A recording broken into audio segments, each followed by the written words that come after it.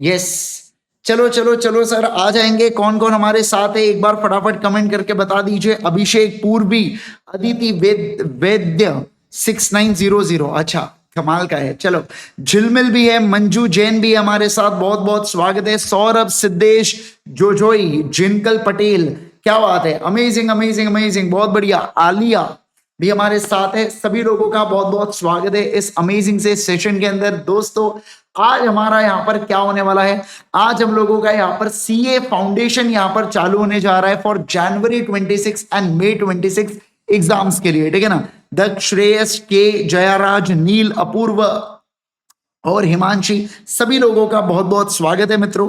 आज यानी कि 5 अगस्त से हमारी ये बैच स्टार्ट होने जा रही है। मैं आप सभी लोगों को एक बार टाइम टेबल बता दूं। ये जो टाइम टेबल है अभी कुछ दिनों के लिए, अगले समझ लीजिए आप अगले 7-8 दिनों के लिए, 15 अगस्त तक लगभग ये टाइम टेबल हमारा रहने वाला है, ठीक है ना। उसके बाद टाइम टेबल के अंदर थोड़े से कुछ चेंजेस होंगे, हो सकता है लॉ पहले हो जाए, या हो सकता है कुछ ऐसे थोड़े बहुत चेंजेस किए जा सकते हैं, ठीक है। तो मैं आपको बता दूं, अभी का जो टाइम टेबल है वो है 9:15 से 11 बजे तक आपका बिजनेस इकोनॉमिक्स, फिर उसके बाद 11:15 से 1:15 तक आपका बिजनेस लॉस। वैसे 1:15 लिखा है, लेकिन मैं आपको बता दूं 12:45 से लेके 1 बजे तक अभी कुछ दिनों तक, अगले 10 दिन हम लोग जल्दी फिनिश करेंगे। फिर उसके बाद आपकी जो क्लासेस है थोड़ी सी ज्यादा समय की होंगी लॉ की, ठीक है, ओके। इसके अलावा 2:30 बजे से लेके 4:30 बजे तक यहाँ पर क्वांटिटेटिव एप्टीट्यूड यानी कि प्रणव सर यहाँ पर क्लास लेंगे। और जो अकाउंट्स है भाई सीए तेजस सूचक सर, ये 18 अगस्त से आपका चालू होने वाला है। तो इसकी जो टाइमिंग है ना, हम आपको 15 अगस्त के बाद बता देंगे, ठीक है। तो अकॉर्डिंगली हम लोगों का ये क्या रहने वाला है बच्चों, अभी के लिए हम लोगों का टाइम टेबल रहने वाला है, ठीक है। ओके सर, चलिए लेट्स गेट स्टार्टेड। क्या आप सभी लोग एक्साइटेड है क्या? मुझे चैट सेक्शन के अंदर सभी लोग ऐसी वो फायर वाली इमोजी डालना। देखो, मैं भी डालता हूँ फायर वाली इमोजी, आप लोग भी डालना, ठीक है ना। वैसी फायर वाली इमोजी मुझे चाहिए बेटा सभी लोगों से। क्या आप सब लोग हैं तैयार? और अगर आप लोग हैं तैयार बच्चों, तो मुझे चैट सेक्शन के अंदर बता दो कहां से आप लोग बिलोंग करते हो। मतलब आप ऐसा, जैसे मैं नागपुर से हूं तो मैं बोल सकता हूं कि नागपुर महाराष्ट्र, मैं ऐसा बोल सकता हूं नागपुर महाराष्ट्र करके, है ना। तो इस तरीके से आपको क्या करना है बच्चों, इस तरीके से आपको यहां पर बताते हुए चलना है कि आप कहां से बिलोंग करते हैं। अहमदाबाद से यहां पर बिलोंग करते हैं, हैदराबाद से बिलोंग करते हैं, क्या बात है, राजस्थान से, पुणे से है, ओ अमेजिंग। फिर यहां पर छत्तीसगढ़ से, उड़ीसा से, क्या बात है, अमेजिंग। हैदराबाद, अहमदाबाद, नागपुर, हर्ष भाई, हाई फाई, ठीक है, क्या बात है, तमिलनाडु, फिर वाइजैक, उड़ीसा, अहमदाबाद, हरियाणा, क्या बात है, पूरा इंडिया कवर कर लिया है लगता है ना। चलो, अमेजिंग अमेजिंग अमेजिंग, बहुत बढ़िया, सुपर ऑसम गाइस। चलो लेट्स गेट स्टार्टेड दोस्तों, बड़ा मजा आने वाला है, बड़ा ही ऑसम सा चीज होने वाली है। पर पहले मैं आप लोगों को एक टाइम टेबल बता देता हूं, एक रोड मैप मैं आपको बता देता हूं कि किस तरीके से हम लोग आने वाले, हमारी जर्नी को कंप्लीट करने वाले, आपको कौन से टॉपिक्स क्या कराए जाएंगे। आज थोड़ा सा हम लोग इंट्रोडक्टरी सेशन लेंगे जिसके अंदर हम लोग सब्जेक्ट के बारे में जानेंगे। फिर जो मैं नया टॉपिक आपको आज पढ़ाऊंगा, जो मैं लॉ से रिलेटेड टॉपिक आपको पढ़ाऊंगा, उसके बारे में मैं आपको कुछ बेसिक बेसिक जानकारी दूंगा और हम लोग थोड़ा सा समझेंगे कि क्या होता है लॉ का सिस्टम और क्या होती है सारी सारी बातें, इसको समझते हुए चलेंगे। पर पहले मैं आज का जो सेशन है ना अपना, ये बड़ा इंपॉर्टेंट रहेगा क्योंकि आज से अपनी जो आने वाली 3.5 महीनों की जर्नी है, जो 3-3.5 महीनों की जर्नी है ना, इस जर्नी के अंदर जितने भी इंपॉर्टेंट चीजें होने वाली है, वो सारी इंपॉर्टेंट चीजें मैं आपको आज ही के क्लास के अंदर बताऊंगा कि कहां से आप हैंड रिटन नोट्स देखेंगे, आपको कितने प्रकार के नोट्स मिलेंगे, ये सब चीजों के बारे में मैं आपको यहां पर बताने वाला हूं, ठीक है ना। चलिए बच्चों, आओ ध्यान दो, यहां पर अच्छे से सुनना। सर अभी हमको कुछ लिखना है क्या? कुछ लिखना नहीं है, आपको सिर्फ ध्यान से सुनना है। मैं जितनी भी बातें आपको बताऊंगा, फिर जब मैं आपको बोलूंगा ना कि यहां से लिखना स्टार्ट करो, फिर उस केस में आपको लिखना स्टार्ट करना पड़ेगा, ठीक है। Just a second hold.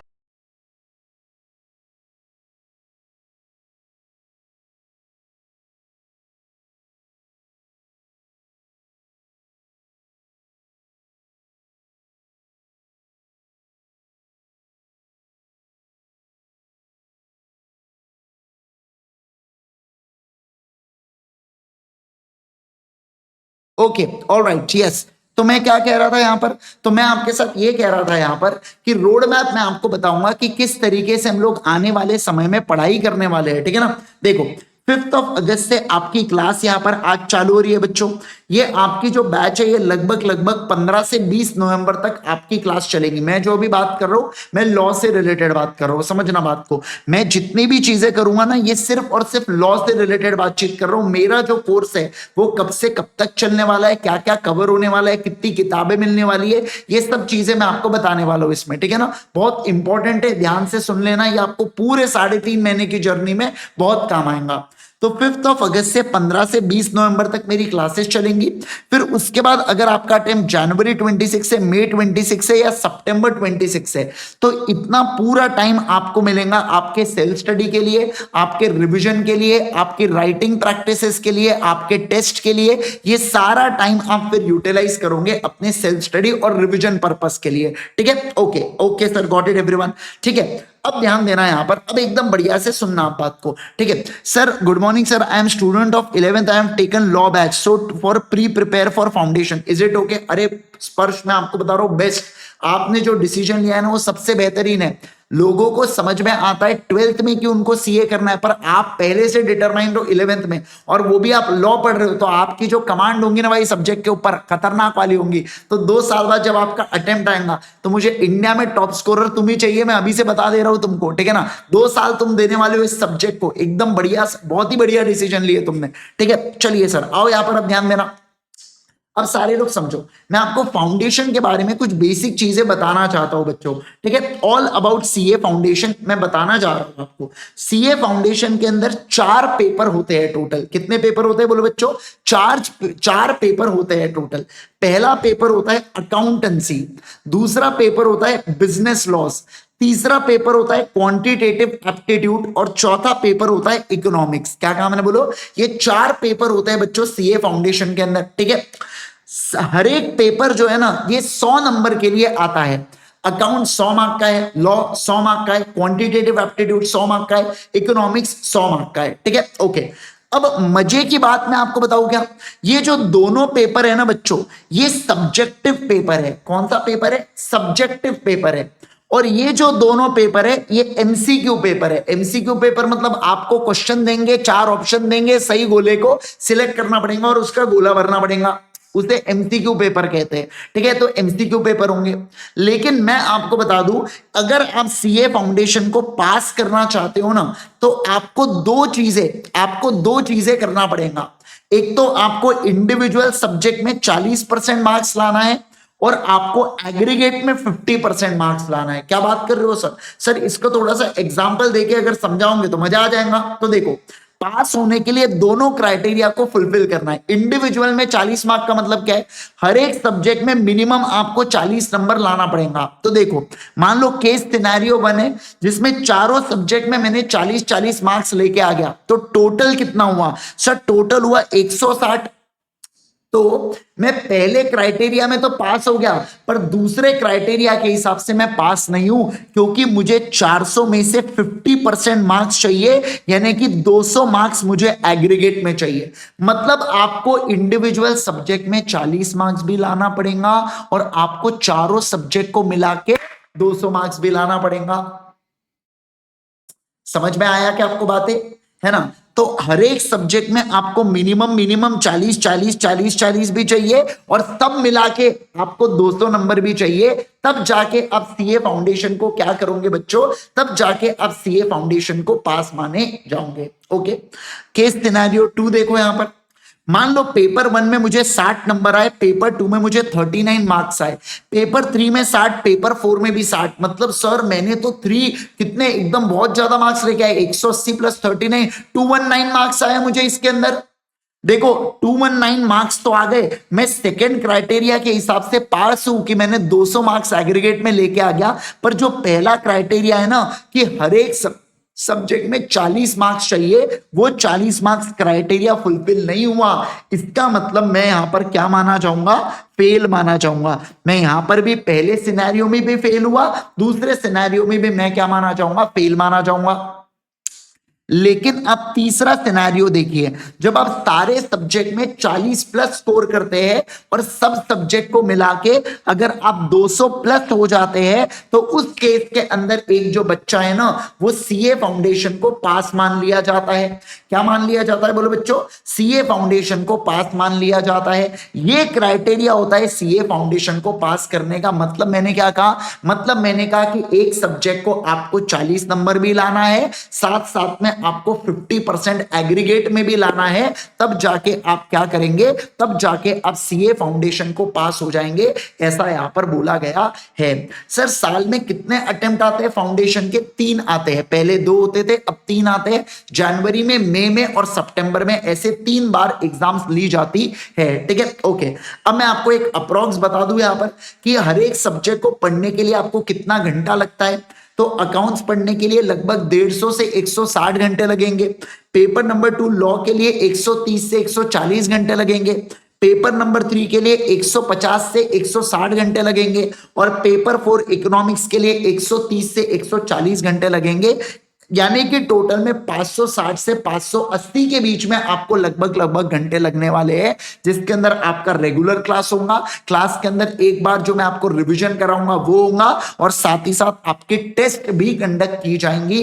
Test के अंदर दोनों प्रकार की टेस्ट होती है। ऐसी टेस्ट जो क्लास टेस्ट जैसी होती है, जो हम लोग बचपन में नहीं देते थे क्या, एक चैप्टर खत्म हुआ उसके बाद टेस्ट दे दिया, चैप्टर खत्म हो गया टेस्ट दे दिया, वैसी टेस्ट भी होंगी। और एक होंगी इवैल्यूएटेड टेस्ट। इवैल्यूएटेड टेस्ट में क्या होता है बच्चों? इवैल्यूएटेड टेस्ट में हम आपका टेस्ट पेपर लेंगे, आप हमको आंसर सबमिट करोगे और हमारी टीम उसको चेक करके आपको देंगी, जिसे इवैल्यूएटेड टेस्ट कहते हैं। समझ पा रहे हैं आप बात को जो मैं कह रहा हूं, है ना? Yes, okay. अब आ जाओ, अब मैं आपके साथ कुछ कॉमन टिप्स बता देता हूं मेरे सब्जेक्ट के लिए, एंड देन फिर उसके बाद हम लोग सब्जेक्ट को चालू कर देंगे। फिर आपको मैं बताऊंगा कितनी बुक्स आपको मिलेंगी, क्या क्या चीजें आपको मेंटेन करना है, ये सारी चीजें बताऊंगा। ठीक है, तो देखो, आप में से बहुत से स्टूडेंट्स होंगे बच्चों जो अभी सिर्फ सीए फाउंडेशन कर रहे होंगे। बहुत से ऐसे बच्चे होंगे जो फाउंडेशन के साथ 11 12 ऐसा कुछ कर रहे होंगे और जो अपनी फाउंडेशन की भी पढ़ाई कर रहे होंगे। ठीक है, तो आप सभी लोगों के लिए कुछ कॉमन टिप्स है। पहला, अकाउंट्स एंड लॉ की राइटिंग प्रैक्टिस आपको बहुत ज्यादा करना है, क्वेश्चंस को सॉल्व कर करके देखना। दूसरा, लॉ के आंसर्स को लिख लिख के देखना, ये आपकी नैतिक जिम्मेवारी होंगी। ठीक है, तो अकाउंट्स और लॉ की भरपूर आपको राइटिंग प्रैक्टिस करना है। दूसरा, आपका कैलकुलेटर के ऊपर कमांड आना चाहिए। अगर आप राइट हैंड से लिखते हो तो कोशिश करना लेफ्ट हैंड से आपका कैलकुलेटर के ऊपर कमांड आ जाए। ऐसा कुछ नहीं है कि राइट हैंड से नहीं ला सकते, राइट हैंड से तो आप कैलसी के ऊपर कमांड ला ही सकते हैं। लेकिन मजे की बात बताऊं, जब आप लिखते रहेंगे तो बार बार कैलसी पे हैंड शिफ्ट करने के बजाय लिखते रहो और कैलकुलेट ये हाथ से कर लिया। अगर आपने ट्रेन कर दिया ना अपने लेफ्ट हैंड को कैलकुलेटर के लिए, तो बेस्ट चीज हो जाएंगी। तो आपका क्या होना चाहिए? कमांड होना चाहिए कैलकुलेटर के ऊपर। तीसरा, अगर आपको ऐसा लगता है कि आपकी इंग्लिश थोड़ी वीक है, कमजोर है, तो कोई दिक्कत नहीं। ये बहुत अच्छी बात है कि आपको आपके कमियों के बारे में पता है। आपको अगर उसको स्ट्रॉन्ग करना है तो स्टार्ट करना रीडिंग न्यूज़पेपर। हो सकता है पहले 7 से 10 दिन आपको बहुत ही बकवास लगे न्यूज़पेपर को पढ़ना, लेकिन 11वें दिन से जब आपके टॉपिक्स इंटरलिंक होना चालू हो जाएंगे तो आपको ऑटोमेटिकली इंटरेस्ट आना चालू हो जाएगा न्यूज़पेपर या न्यूज को पढ़ने के लिए। तो आपका अंग्रेजी के ऊपर कमांड होना चाहिए। क्यों होना चाहिए? क्योंकि अंग्रेजी ऐसा जरिया है, इंग्लिश ऐसा जरिया है जिसके थ्रू आप अपने पेपर को कम्युनिकेट करोगे एग्जामिनर से। तो बहुत ही बेकार अगर आप लैंग्वेज लिखोगे, देखो वैसे तो ग्रामर और इंग्लिश का कोई सब्जेक्ट नहीं है अपने को, पहले हुआ करता था फाउंडेशन में, अब नहीं है। पर आप सोच के देखिए, अगर आप बहुत ही वाहियात लिखोगे तो सामने वाले व्यक्ति को बेटा कैसे समझ में आएगा आप क्या लिख रहे हो। तो आपकी जो बेसिक लैंग्वेजेस है ना, ये बहुत अच्छी होनी चाहिए। ठीक है, ओके। अब आपको 100% डेडिकेशन अपना देना है। एक बात ध्यान रखो, अगर आपको कोई फोर्स कर रहा है कि आपको सीए करना है करके, तो आप कभी चार्टर्ड नहीं बन सकते।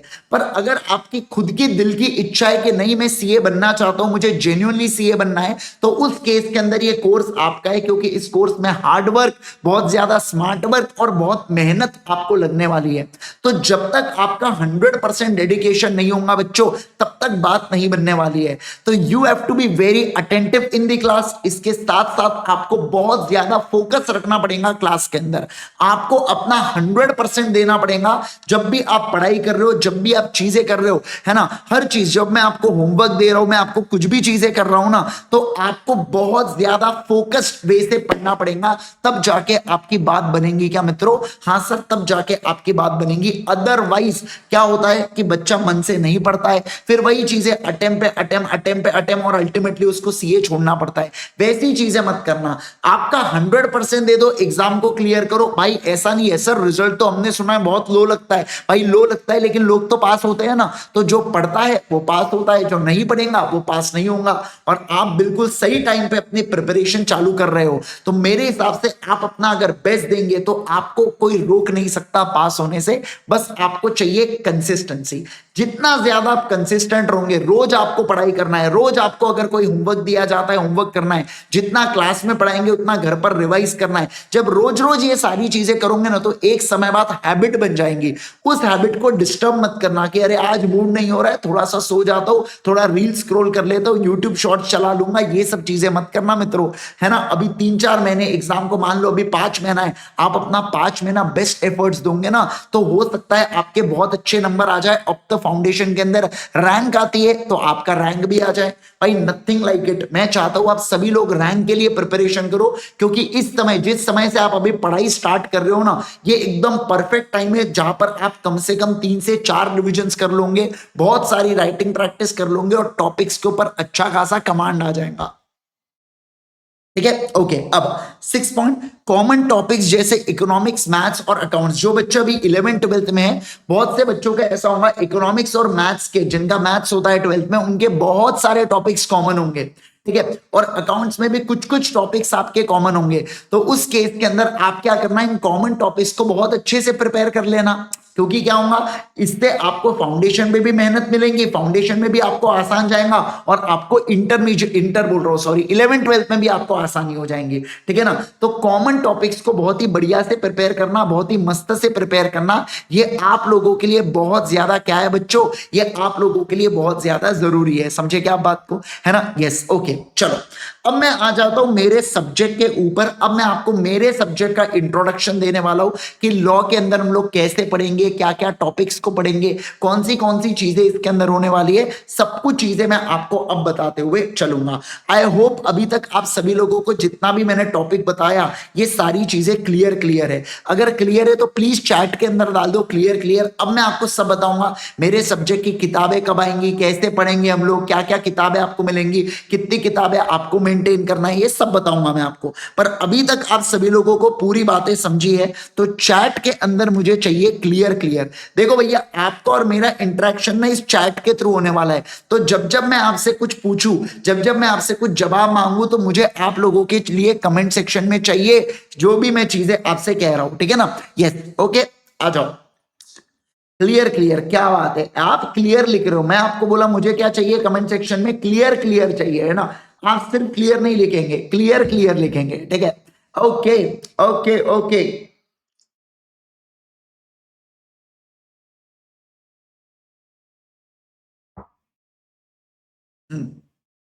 चलिए, ध्यान देना यहां पर, है ना। आओ, सुनो मेरे प्यारे बच्चों, सुनो, है ना, ध्यान दो। छात्रों सुनो, सीए फाउंडेशन लॉ कितने नंबर का होता है? 100 नंबर का होता है। पेपर नंबर 2 है ये हमारा। कौन सा पेपर है? पेपर नंबर 2 है हमारा। 100 नंबर के लिए पूछा जाता है, और ये पूरा का पूरा पेपर आपका डिस्क्रिप्टिव पेपर है, जैसे मैंने आपको पहले कह चुका हूं। डिस्क्रिप्टिव पेपर के अंदर आपको क्वेश्चन दिया जाता है, और क्वेश्चन का आंसर आपको पूरा लिखना पड़ता है। समझे क्या बात को? क्वेश्चन दिया जाता है और क्वेश्चन का आंसर आपको पूरा लिखना पड़ता है डिस्क्रिप्टिव पेपर के अंदर। ठीक है, ओके। सर इसके अंदर हम लोगों को कितने एक्ट्स पढ़ना है? तो देखो, टोटल 7 एक्ट आपको पढ़ना है सीए फाउंडेशन के अंदर।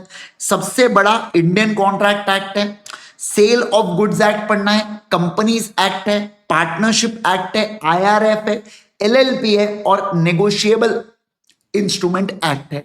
ऐसे 7 एक्ट की तैयारी हम लोगों को करना है जब हम लोग क्या करना चाहते हैं, जब हम लोग हमारे सीए फाउंडेशन की तैयारी कर रहे हैं तो ये सातों एक्ट को पढ़ना पड़ेगा, सातों एक्ट के क्वेश्चन एंड आंसर्स को सॉल्व करना पड़ेगा और समझना पड़ेगा किस तरीके से आंसर को लिखना होता है, और ये सारी बातें मैं आपको क्लास के अंदर बताऊंगा। तो कितने एक्ट को पढ़ना है? 7 एक्ट को हम लोगों को पढ़ना है, ठीक है ना।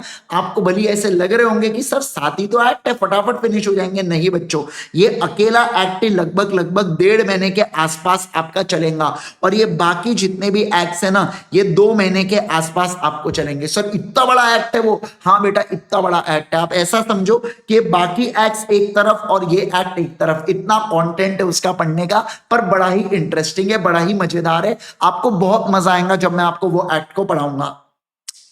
अब सवाल बनता है सर, हाँ, आप ये बताइए आप हमें लॉ को कैसे पढ़ाएंगे, मतलब what will be our approach, हम लोग हमारा अप्रोच क्या रहेगा लॉ को पढ़ने का। तो देखो, सबसे पहली बात मैं आपको लॉ की अंडरस्टैंडिंग दूंगा एग्जाम्पल की मदद से। एक कोई भी रिलेटेबल एग्जाम्पल की मदद से मैं आपको पहले समझाऊंगा किसी कॉन्सेप्ट को।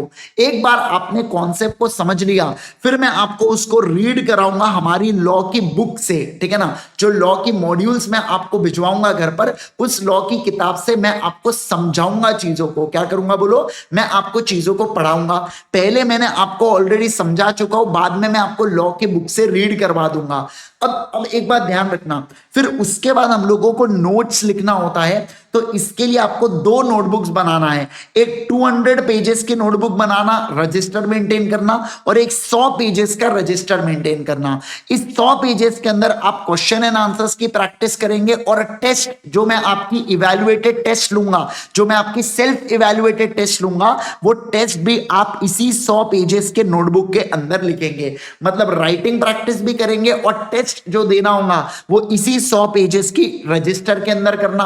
और इस 200 पेजेस के अंदर मैं आपको क्या करूंगा, मैं आप लोगों को जितने भी इंपॉर्टेंट टॉपिक्स के नोट्स होंगे, जो मुझे कुछ चार्ट आपको बनवाना है, कुछ एग्जांपल्स मैं लिख रहा हूं, वो एग्जांपल्स को आपको कॉपी करना है, वो सारी चीजें आप क्या कर सकते हैं बच्चों, आप वो इस रजिस्टर के अंदर कॉपी करेंगे। समझ में आ रहा है क्या आपको बातें?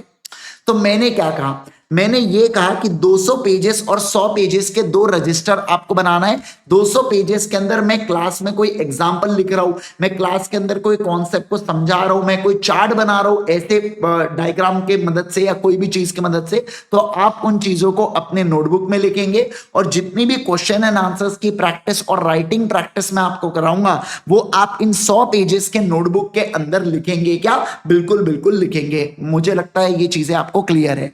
अब देखो, उन सारे बच्चों ने जिन्होंने गोल्डन और प्लैटिनम प्लान लिया है सीए फाउंडेशन का, आपको हमारी 4 किताबें मिलने वाली है। कितनी किताबें आपको मिलने वाली है? रेगुलर बैच के अंदर आपको 4 किताबें आपको मिलने वाली है।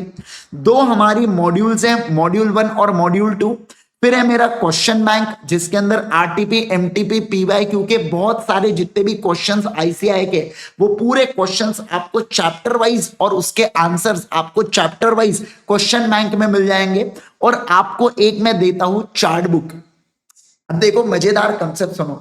देखो क्या है, ये दोनों मॉड्यूल को मैं मिलाऊंगा ना, तो लगभग 350 पन्ने हैं बच्चों, जिसको अपने को पढ़ना है, ठीक है ना। पर मुझे बताइए, क्या एग्जाम में सही में आपके लिए पॉसिबल है क्या 350 पन्नों को लिख के आना, या उसको याद रखना, या उसको अच्छे से समझ के रिमेंबर करना या रिवाइज करना? नहीं सर, पॉसिबल नहीं है हमारे लिए। आप उसके लिए सर शॉर्ट नोट्स वगैरह दो ना, तो वो जो शॉर्ट नोट्स का काम है ना बच्चों, वो ये चार्ट बुक करने वाला है। मैं बताऊं आपको, ये 350-400 पन्ने के जो रेगुलर किताब है, मैंने उसको समराइज करके, क्या करके समराइज, जितना आपके एग्जाम में लिखना रेलेवेंट होता है ना, उतना रेलेवेंट मैंने इसको चार्ट बुक के अंदर आपको दे दिया हूं। और वो भी आप बिलीव नहीं करोगे, 97 पेजेस में। अब आप सोच के देखो, एग्जाम से पहले आपको रिवाइज करना है, तो क्या आप 400 पन्ने से रिवाइज करना आसान होगा, या 97 पेजेस से रिवाइज करना? सर 97 पेजेस से रिवाइज करना। सर ऐसा भी तो हो सकता है कि 97 पेजेस में हमें कोई टॉपिक बहुत डिटेल में पढ़ना है, तो डिटेल में पढ़ना है तो ये मॉड्यूल खोल लेना राजा, इसमें कोई बहुत बड़ी बात थोड़ी है। पर चार्ट बुक की मदद से आप टॉपिक्स को क्या कर पाएंगे, फटाफट रिवाइज कर पाएंगे। समझे क्या? आपको मजा आएगा। आप 3 से 4 बार जब टॉपिक को रिवाइज कर लेंगे ना, इंस्टीट्यूट आपको फेल करके बताए, है ना, फिर तो ऐसा रहेगा इंस्टीट्यूट आपको फेल करके बताए, बस खतरनाक एकदम। ठीक है, तो इस तरीके से हमारे क्या रहने वाले, ये 4 किताबें आपको मिलने वाले हैं। ठीक है ना। अब किसी ने अगर सिल्वर प्लान लिया है बच्चों, तो उस केस में इसकी ई बुक, इसकी पीडीएफ आपको मिलेंगी ऐप के ऊपर। किसके ऊपर मिलेंगी आपको? ऐप के ऊपर आपको इसकी पीडीएफ मिलेंगी। ठीक है, ओके। तो 4 किताबों के सर थोड़े से दर्शन तो कराओ, कैसे दिखेंगे। देखो मैं आपको बताना चाहता हूं, ये हमारी मॉड्यूल 1 है बच्चों। मॉड्यूल 1 इस तरीके से यहाँ पर है, इसके अंदर कुछ पिक्चर्स वगैरह है जिसको कॉन्सेप्ट को मुझे समझाना है। फिर जितने भी इंपॉर्टेंट पॉइंट्स है ना, जो मैं चाहता हूं आपको ध्यान रखना है, उसको मैंने लाल पॉइंट से ऑलरेडी हाईलाइट करके, देखो आपको जो आती है ना कलर किताबें आपको पहुंचेंगे। ठीक है ना। तो जितने भी इंपॉर्टेंट पॉइंटर्स है, मैं उन सारे जितने भी कीवर्ड्स होते हैं लॉ में आंसर्स को लिखने के, मैं वो सारी चीजों को ऑलरेडी रेड कलर से हाईलाइट करवा के आपको भेजूंगा। मतलब आपको कुछ करने की जरूरत नहीं है बच्चों, आपको केवल और केवल क्या करना है, ये जितने भी रेड रेड वाले पॉइंट्स है ना, ये रेड रेड वाले पॉइंट्स के ऊपर आपको हाईलाइट करते हुए, मतलब आपको फोकस करना है, इसको याद रखना है। सर ये लाल पॉइंट से अंडरलाइन या हाईलाइट होके आया है, या लाल पॉइंट से कलर दिखना है, मतलब वो कीवर्ड है और उसको आपको ध्यान रखना है और वो पेपर में लिख के आना है आपको, समझे क्या। तो इस तरीके की आपकी बहुत ही ब्यूटीफुल मॉड्यूल डिजाइन है बच्चों, है ना, जिसके अंदर एग्जांपल्स है, जिसके अंदर कॉन्सेप्ट्स है और सारी चीजें उसके अंदर दे के रखा हूं मैंने। ठीक है, ऐसी 2 मॉड्यूल्स है आपको। ठीक है, आज मैं आपको मॉड्यूल 2 से पढ़ाना चालू करूंगा, कंपनीज एक्ट को। तो ऐसी 2 मॉड्यूल्स आपको मिलने वाली है। 2 मॉड्यूल्स के अंदर पूरा पूरा जितना भी कंटेंट है 7 एक्ट का, वो यहां पर दे रखा है। इसके साथ साथ देखो इस तरीके की हमारी क्वेश्चन बैंक है। क्वेश्चन बैंक के अंदर क्वेश्चन एंड आंसर्स कवर्ड है। ये ब्लैक एंड व्हाइट फॉर्मेट में आपके घर पर आती है। ठीक है ना। तो इसके अंदर chapter wise question and answers को मैंने क्या कर रखा हूं बच्चों, डिवाइड कर रखा हूं। ठीक है, ओके। तीसरा, अब सर मुझे एक बात बताइए कि आपने बोला ना आपकी चार्ट बुक वगैरह वो बताओ ना जरा। तो देखो इस तरीके की चार्ट बुक है मेरी 97 पेजेस की, जिसके अंदर मैंने क्या करके रखा हूं, जिसके अंदर मैंने पूरा आपको यहाँ पर समरी दे के रखा हुआ। यहाँ पर पूरी समरी आपको क्या कर जाएंगी बच्चों, पूरी समरी आपको मिल जाएंगी। अब कोई बच्चे को मान लो अगर उसने हार्ड कॉपी नहीं लिया है, वो गोल्डन प्लान या आपने प्लैटिनम प्लान नहीं लिया है सब्सक्राइब करते वक्त, तो आप igsir.in से इस चार्ट बुक को या क्वेश्चन बैंक को आप अलग से भी बुला सकते हो, हार्ड कॉपी या सॉफ्ट कॉपी के फॉर्मेट में। ठीक है ना। पर हार्ड कॉपी igsir.in के ऊपर अलग से भी अवेलेबल है, समझे क्या आप बात को, है ना। Yes, okay, got it everyone. Yes, क्या आपको बातें समझ में आ रही है क्या? फटाफट बोलो ना, क्या आपको ये बातें क्लियर है क्या, एकदम मजेदार है क्या? सारी बातें फटाफट जल्दी से बता देंगे मेरे को, है ना। Yes, got it. सभी लोगों को क्या इतनी बातें क्लियर है कि आपको क्या नोट्स मिलने वाले हैं और किस तरीके से आपको तैयारी करना है करके? क्या आपको इतनी बातें क्लियर है? Okay sir. अच्छा, अब सर मुझे एक बात बताइए, अगर हमें क्यूमुलेटिव रिवीजन आप कराओगे क्लास में, आप क्लास में बोले ना सर रिवीजन कराओगे, तो रिवीजन का मतलब क्या होता है? तो मैं आपको क्यूमुलेटिव रिवीजन कराता हूं दोस्तों। क्यूमुलेटिव रिवीजन का मतलब क्या होता है? आज की क्लास में मैंने आपको जो पढ़ाया ना, उतने टॉपिक्स को मैं अगले दिन क्लास में सबसे पहले आके आपको क्या कराऊंगा बच्चों, रिवाइज कराऊंगा। तो उतना टॉपिक मैं रिवाइज कराऊंगा, फिर अगले क्लास में मैंने जो भी पढ़ाया मैं उसके अगले क्लास में आके आपको रिवाइज कराऊंगा, फिर उसके बाद मैंने जो भी पढ़ाया मैं वो उसके अगले क्लास में आके आपको रिवाइज कराऊंगा, समझे क्या? मतलब मैं ये कह रहा हूं आप लोगों के साथ कि जो भी मैं आज पढ़ाऊंगा वो अगले क्लास में रिवाइज कराऊंगा, जो भी मैं अगले क्लास में पढ़ाऊंगा वो मैं अगले क्लास में रिवाइज कराऊंगा। इस तरीके से मैं आपको क्या करते हुए चलूंगा बच्चों, रिवीजन करवाते हुए चलूंगा क्लास में। अब मुझे आपसे केवल एक ही चीज एक्सपेक्टेड है, और वो क्या, कि जो सुबह चीजें मैं क्लास में पढ़ाऊं वो शाम में आप घर पर रिवाइज करेंगे, ताकि अगले दिन जब मैं क्लास में आके आपको रिवाइज कराऊं ना, आपको सारी चीजें रिलेटेबल लगनी चाहिए, आपको सब चीजें याद आनी चाहिए कि मैंने आपको क्या क्या पढ़ाया हो करके। क्या आपको ये बात समझ में आ रही है क्या? सभी लोग जल्दी से बताएंगे मुझे, क्या आपको ये बातें एब्सोल्युटली क्लियर है क्या? फटाफट बोलो, जल्दी से बोलो एवरीवन, है ना। तो आपका सिर्फ एक काम होगा कि मैं जो सुबह आपको क्लास में पढ़ा रहा हूं वो आपको शाम में क्या करना है बच्चों, वो आपको शाम में पढ़कर आना है घर पर, ठीक है ना। तो एकदम बढ़िया से घर से शाम में पढ़ लेना, उसको रिवाइज करना, ताकि अगले दिन का जो हमारा नेक्स्ट क्लास हो ना, वो आपका बहुत ही क्लासिक एकदम मक्खन की तरह जाना चाहिए, और वो चीजें आपको एकदम ऐसा रिलेटेबल लगना चाहिए कि भैया मैं कुछ चीजें भूला बोला नहीं हूं, क्योंकि कभी कभार होता है कि पिछले क्लासों का कंसेप्ट है ना इस क्लास में यूज होता है, तो उसके लिए आपको क्या करना पड़ेगा, उसके लिए आपको रेगुलरली रिवीजन करके आना पड़ेगा, जिससे आपका सब्जेक्ट के ऊपर कमांड है ना बड़ा ही खतरनाक रहेगा, है ना। Yes, got it everyone. Okay sir, अब अगर हमें डाउट्स आते हैं और हमको आपसे डाउट पूछना है तो सर हम कैसे पूछेंगे आपसे, तो देखो 4 प्रकार से आप मुझसे डाउट पूछ सकते हो। पहला, लाइव क्लास, मेरी लाइव क्लास चल रही है, आप मुझसे तुरंत डाउट पूछ लिए सर, लेकिन हम रिकॉर्डेड देखते हैं, हम कैसे पूछेंगे, तो आइए सुनो। हर 2 वीक्स के अंदर मैं आप लोगों का जूम सेशन लेता हूं, जिसके अंदर आप मुझसे क्या कर सकते हो बच्चों, आप मुझसे डाउट पूछ सकते हो। तो हर एक जूम सेशन के अंदर आप क्या करेंगे, आपके जितने भी डाउट्स होंगे आप मुझसे वो पूछ पाएंगे। मान लो तीसरा एक और जरिया है बच्चों, कि अगर आप पढ़ रहे हो कोई चीज और आपको एकदम से कोई टॉपिक समझ नहीं रहा है, या आपको बहुत ही खतरनाक वाला डाउट आ रहा है, या आपने कोई नया क्वेश्चन कहीं देख लिया, तो CAIG सर ये मेरी टेलीग्राम की आईडी है। टेलीग्राम जैसे इंस्टाग्राम होता है, जैसे व्हाट्सएप होता है, वैसे टेलीग्राम होता है। ये मेरी टेलीग्राम की आईडी है CAIG सर। आप इसके ऊपर मुझे डीएम कर सकते हैं। क्या कर सकते हैं बोलो, डीएम। आप मुझे डायरेक्ट मैसेज कर सकते हैं। क्या कर पाएंगे बोलो, डायरेक्ट मैसेज आप मुझे कर पाएंगे। समझे क्या आप बात को।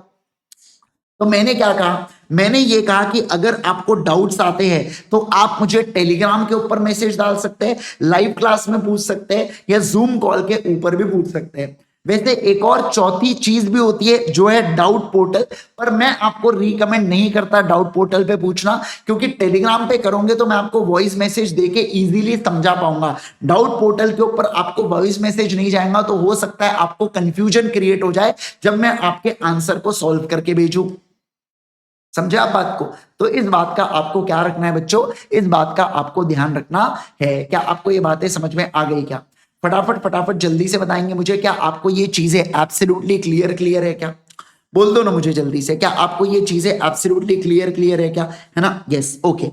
अब देखो मैं आपको सारे लोगों को एक चीज बता दूं कि हमारी ये जो बैच है ये 5 अगस्त से लेके आप ऐसा समझो 12 अगस्त के आसपास तक ये बैच हमारी लाइव होंगी यूट्यूब के ऊपर। सिर्फ और सिर्फ यूट्यूब के ऊपर ये क्लासेस होंगी, ऐप के ऊपर अभी क्लासेस आपकी नहीं चलेंगी।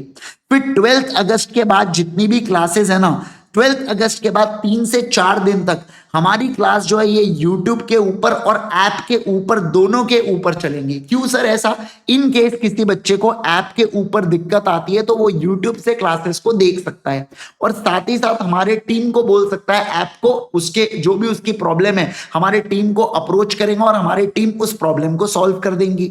और उसके बाद जो हमारे क्लास है ना ये सिर्फ और सिर्फ ऐप के ऊपर चलने वाले हैं, यानी कि ऐप ओनली। क्या कहा मैंने, बोलो ऐप ओनली के ऊपर क्लासेस होंगी। आप ऐसा समझिए कि 16 अगस्त के आसपास से जितनी भी हमारी क्लासेस होंगी ना ये सिर्फ और सिर्फ किसके ऊपर चलेंगी बच्चों, ऐप के ऊपर चलेंगी। किसके ऊपर चलेंगी बच्चों, ऐप के ऊपर चलेंगी। समझ में आ रहा है क्या, क्या आपको पूरे क्लास का फ्लो समझ में आ गया। मैंने कहा कि अभी कुछ दिन आपकी क्लास सिर्फ यूट्यूब पे चलेंगी, फिर आपकी क्लास यूट्यूब प्लस ऐप दोनों के ऊपर चलेंगी। सर यूट्यूब पे मतलब अल्टीमेट सीए और सीए इंद्रेश गांधी, ये दोनों चैनल के ऊपर आप इस लेक्चर को देख पाएंगे। वाईटी के ऊपर और ऐप के ऊपर साथ साथ में चलेंगे 12 अगस्त से 16 अगस्त, और उसके बाद आपकी क्लास जो है वो सिर्फ और सिर्फ आपकी ऐप के ऊपर शिफ्ट हो जाएंगी। किसके ऊपर शिफ्ट हो जाएंगी बोलो बच्चों, सिर्फ और सिर्फ ऐप, ओनली ऐप के ऊपर आपके शिफ्ट यहां पर हो जाएंगे। ठीक है, okay. Sir what about books, हमको बुक्स कब तक मिलेंगी, तो देखो आज की तारीख है 5 अगस्त, आज तक के जितने भी ऑर्डर्स आए, मतलब 4 अगस्त तक के जितने भी किताबों के, जितने भी बुक्स के या हमारे क्लासेस के ऑर्डर आए वो 5 अगस्त को क्या होने वाले बच्चों, आज हमारी सारी किताबें डिस्पैच होने वाली है। अब डिपेंडिंग अपॉन कि आप कितना दूर रहते हो पुणे से, क्या कहा मैंने, बोलो डिपेंडिंग अपॉन आप कितना दूर रहते हो पुणे से, है ना, आपको किताबें मिलना चालू हो जाएंगी। फिर भी एक मैं एवरेज की बात करूं तो 7 से 8, या आप एक काम करो 7 से 8 नहीं, आप 8 से 10 दिन पकड़ो। 8 से 10 दिनों के अंदर आपको क्या मिल जाएंगी बच्चों, आपको सारी किताबें हार्ड कॉपी में मिल जाएंगी। सर तब तक हम लोग क्या करेंगे विदाउट किताबें, हम कैसे, आप जो पढ़ाओगे सर टॉपिक से हम कैसे देखेंगे, सब बता रहा हूं मैं आपको। तो 8 से 10 दिनों के अंदर, क्या आपको ये बातें क्लियर है? क्या एब्सोल्युटली बिल्कुल बिल्कुल क्लियर है, ठीक है, ओके।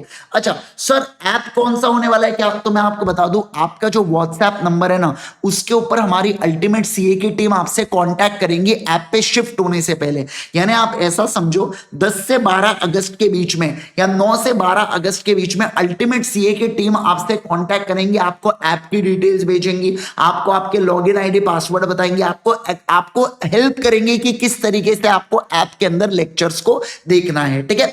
तो हमारी टीम आपको मदद करेंगे, तब तक आप कुछ मत करो। अभी यूट्यूब पे चल रहा है ना, अभी कुछ कहीं करने की जरूरत है क्या? नहीं। तो आप शांति से यूट्यूब के ऊपर सिर्फ और सिर्फ आप क्या देखो, क्लासेस देखो। बाकी हमारी टीम आपसे व्हाट्सएप पे कांटेक्ट करेंगी और वो आपको गाइड करेंगे कि किस तरीके से आपके लेक्चर्स ओपन होंगे क्लास के अंदर, ठीक है, ओके। Got it everyone? क्या आपको इतनी बातें क्लियर है सभी लोगों को? ओके सर 8 से 10 दिनों के अंदर किताब मिल जाएगा, ये भी बोला। यूट्यूब के ऊपर चलेगा, ऐप कैसे ओपन होगा ये भी बता दिया। डाउट्स का पूछना ये भी मैंने आपको इन्फॉर्म कर दिया हूं, ठीक है। अब आप ध्यान देना, अब सबसे इंपॉर्टेंट बात है, मैं अभी आप लोगों के साथ क्लासेस में आपके साथ शेयर करता हूं बेटा एक लेक्चर ट्रैकर। क्या शेयर करता हूं बोलो बच्चों? एक लेक्चर ट्रैकर मैं आप लोगों के साथ शेयर करता हूं। अगर आप सभी लोग, जिन लोगों ने एक्सेस, जिन लोगों ने यहां पर क्लासेस को बाय कर लिया है, उनको हमारे टेलीग्राम ग्रुप में ऐड करना चालू कर दिया है। धीरे धीरे धीरे धीरे आप सभी लोग टेलीग्राम ग्रुप में ऐड हो जाओगे, ठीक है, ओके। अब ये जो टेलीग्राम ग्रुप है ना, देखो यहां पर मैंने लेक्चर ट्रैकर की एक लिंक भेजा हूं, आप देख पा रहे हैं क्या? ये जो मैंने मैसेज भेजा हूं, मैसेज में आप देखिए यहां पर लेक्चर ट्रैकर की लिंक डाली हुई है, ठीक है। आप इस लेक्चर ट्रैकर के लिंक के ऊपर क्लिक करेंगे ना, तो आपको ऐसे 4 फोल्डर मिल जाएंगे। आपको जाना है मेरे फोल्डर में, लॉ बाय इंद्रेश गांधी, और देखो यहां पर आपको डेमो नोट्स मिल जाएंगे कंपनीज एक्ट के। जो पीडीएफ है कंपनीज एक्ट की वो मिल जाएंगे। अब आपके पास 2 चॉइस है, एक तो पीडीएफ से पढ़ो या पीडीएफ की प्रिंट निकाल लो जब तक किताबें आती है, तो आपको पीडीएफ मिल जाएंगे। ऊपर एक बोर्ड नोट्स का मतलब होगा जो मैं क्लास में आपको नोट्स लिखाऊंगा उसकी पीडीएफ आपको यहां पर देखने को मिलेंगी। फिर टेस्ट का फोल्डर बना हुआ है कि जब जब हमारी टेस्ट होंगी तो यूनिट वाइज टेस्ट उसी फोल्डर में अपलोड होंगी और आप वहां से टेस्ट को एक्सेस करके टेस्ट का पेपर देख पाओगे और लिख पाओगे। और सबसे काम की चीज है बच्चों लेक्चर ट्रैकर। ये जो लेक्चर ट्रैकर है ना, बहुत ही कमाल, बहुत ही बाप चीज है, मजाक नहीं कर रहा हूं मैं आपको, ठीक है ना। देखो यहां पर ये जो लेक्चर ट्रैकर है, इसके अंदर ऊपर देखोगे तो बैच लिंक है और टेलीग्राम आईडी है। और मैं कुछ समय बाद जब हमारी बैच ऐप के ऊपर शिफ्ट हो जाएंगी तो एक टेलीग्राम ग्रुप भी बनाऊंगा पेड स्टूडेंट्स का, सिर्फ लॉ के लिए, सिर्फ लॉ के लिए। ध्यान रखना जिन्होंने मेरी बैच सब्सक्राइब की है, ताकि उसके अंदर मैं आपको अलग अलग गाइडेंस दे पाऊं, ठीक है। अब आप ध्यान देना, पर अभी नहीं, वो बाद में बनाऊंगा मैं आपको, ठीक है। अब ध्यान देना आप यहां पर। अब सुनो, जैसे आज का लेक्चर नंबर 1 चल रहा है तो साइड में आपको दिख रहा होगा L1। क्या दिख रहा होगा बोलो बच्चों? L1। टॉपिक क्या है आज का? इंट्रोडक्शन। डेट आ जाएंगी आज की 5 अगस्त की तारीख आ जाएंगी, जिसके अंदर मैंने आपको फाउंडेशन और सब्जेक्ट के इंट्रोडक्शन के बारे में बताया। समझ पा रहे हैं आप बात को?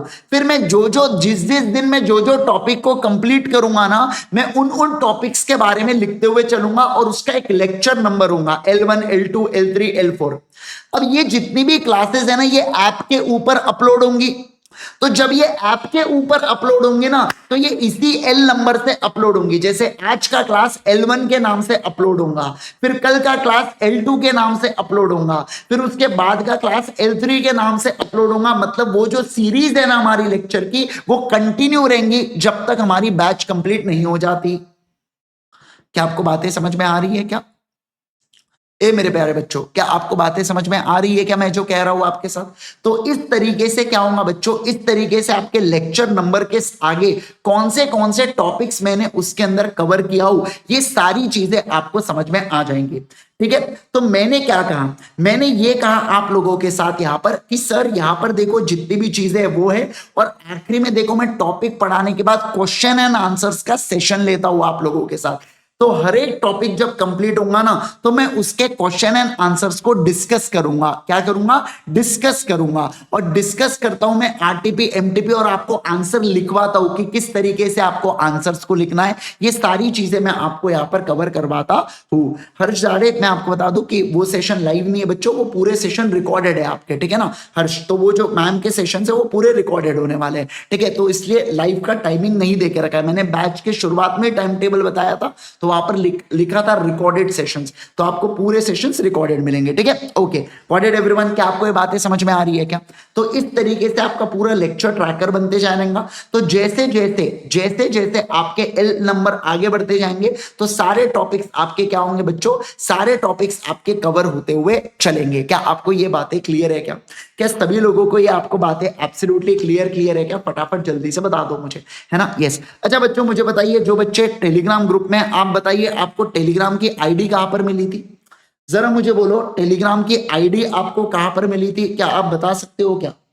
टेलीग्राम की आईडी आपको कहां पर मिली थी, जिस ग्रुप में आप जुड़ चुके हो ऑलरेडी?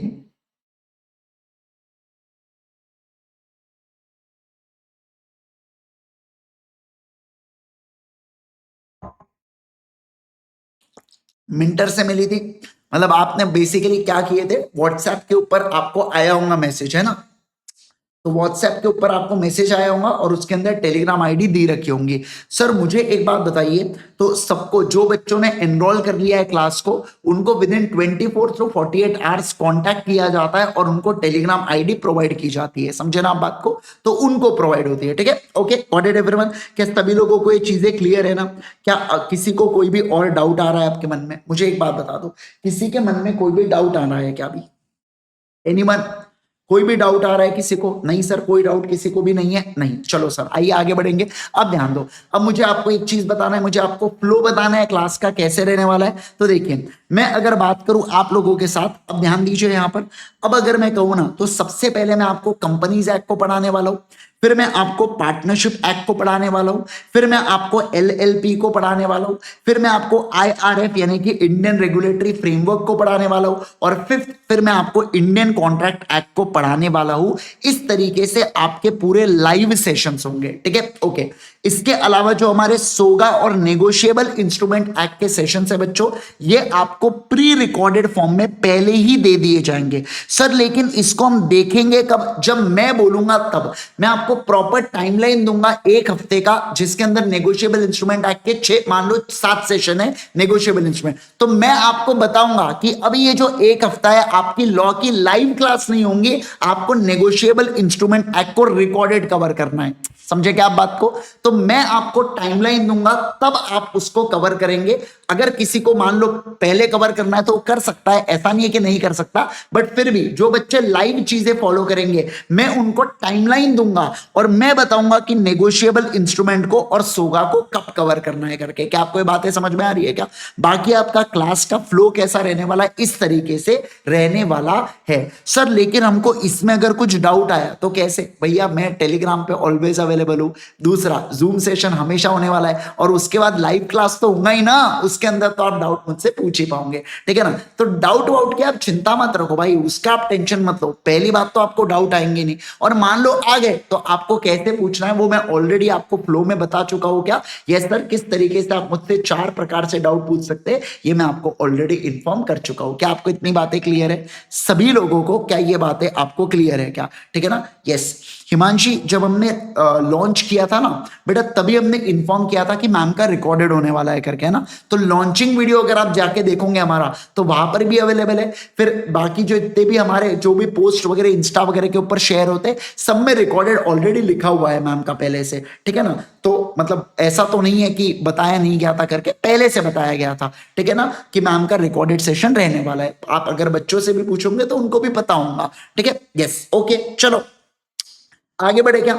सभी लोग जल्दी से बताएंगे मुझे कि हम लोग आगे बढ़े क्या, है ना? तो बहुत मजा आने वाला है आपको पूरे सेशंस के अंदर, लाइव सेशंस हो, रिकॉर्डेड सेशंस हो। मान लो किसी दिन ऐसा होता है कि आपका लाइव सेशन छूट गया, है ना, पर आप लाइव वाले स्टूडेंट हो ना, आप इमीडिएटली उसको कवर कर लेना। मैं बहुत सी चीजें यहाँ पर रिकॉर्डेड के पॉइंट ऑफ व्यू से भी बताया। रिकॉर्डेड वालों आप ऐसा मत सोचना कि आप लेफ्ट आउट फील हो रहे हो। जब मैं जूम सेशन लूंगा तो टेलीग्राम ग्रुप पे डालूंगा मैसेज, तो आप जूम सेशन में ज्वाइन करना हमारे साथ, ताकि हो सकता है कि कोई क्लास के कारण मान लो कभी कभार आपके कॉलेज के कारण या किसी भी रीजन के कारण आप लाइव नहीं कर पा रहे, पर जब ऐसे जूम सेशन होंगे बीच बीच में मैं आप लोगों के स्ट्रैटेजी सेशन लूंगा, उन सेशंस के अंदर आप क्या करना, डेफिनेटली पार्ट होना, और आपको काफी ज्यादा क्या होगा बच्चों, आपको काफी ज्यादा चीजें रिलेटेबल लगेंगी और आप हमारे साथ साथ पूरी चीजें लाइव को कंप्लीट करते हुए चलिएगा। ठीक है, ओके, गॉट इट एवरीवन। क्या आपको ये पूरी बातें क्लियर है क्या? फटाफट बोलो ना, जल्दी से बोलो ना, क्या आपको ये पूरी बातें क्लियर है ना? यस, तो चलो फिर मैं क्लास के ऊपर चलूं क्या? बोलो ना जल्दी से। अच्छा सर एक आखिरी पॉइंट रह गया है। सर मुझे एक बात बताओ ना, हम सर डेली नोट्स लिखेंगे क्लास में आपके साथ साथ, मैं कोई अलग से सर आप टाइम दोगे क्या लिखने के लिए? नहीं भैया, मैं कोई अलग से टाइम नहीं दूंगा, मेरे साथ साथ आप कॉपी करेंगे नोट्स को, ठीक है ना? ओके सर, हम साथ में नोट्स को कॉपी करेंगे, मान लो हमारा कुछ छूट गया सर, तो क्या करेंगे फिर? नहीं, हमसे सर कुछ चीजें छूट गई, हम तो थोड़े से स्लो लिखते हैं ना सर, तो हमसे कुछ चीजें छूट गई तो क्या करेंगे? तो देखो ना बच्चों, ये जो आप मेरे लेक्चर ट्रैकर में जब जाओगे ना, तो लेक्चर ट्रैकर के अंदर साइड में मैंने ना एक लिंक दे के रखा हूं, नोट्स लिंक, ये डेली अपडेट होंगी मेरी, जैसे ही क्लास खत्म हुई वो नोट्स गप्प से अपलोड होंगी, जैसे ही क्लास खत्म हुआ वो नोट्स अपलोड हो जाएगा। समझे क्या आप बात को? मतलब मैंने एक दिन में जितने भी नोट्स बनाया, जैसे ही मेरी क्लास खत्म वो नोट्स हो जाएंगे आपके अपडेट। क्या कहा मैंने? बोलो, ये नोट्स जो है ना आपके अपडेट हो जाएंगे। जैसे देखो अभी सर इतनी सारी चीजें थी ना, तो अभी आपने लिखे वेखे नहीं कुछ, तो देखो मैं ये नोट्स ओपन करता हूं, तो देखो ये मेरा जो पीडीएफ है ना, जो लिखा हुआ है, ये पूरी की पूरी चीज बच्चों क्या हो गई, यहाँ पर आपको दिखना चालू हो जाएंगी। समझे क्या बात को? अरे भाई खतरनाक, अब चिंता मत करो भाई, सब आपको मिलेगा। और जब मेरा एक पूरा चैप्टर कंप्लीट हो जाएगा ना, तो चैप्टर कंप्लीट होने के बाद मैं पीडीएफ को एक्सपोर्ट करके उसको बोर्ड नोट्स वाले फोल्डर में डाल दूंगा। तो कोई बच्चा अगर रिकॉर्डेड देख रहा है, तो रिकॉर्डेड देखने के बाद क्या होगा, रिकॉर्डेड देखने के बाद ऐसा होगा ना कि अब सर मुझे यहाँ पर मतलब ये कैसे करूंगा मैं रिकॉर्डेड देखने के बाद अगर चीजें देखना है, तो उस केस के अंदर उसको बोर्ड नोट्स के अंदर दिखना चालू हो जाएगा।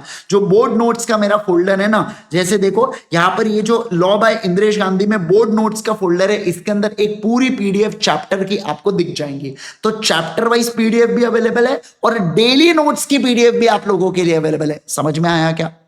अरे बोलो ना, क्या आप सभी लोगों को बातें समझी क्या?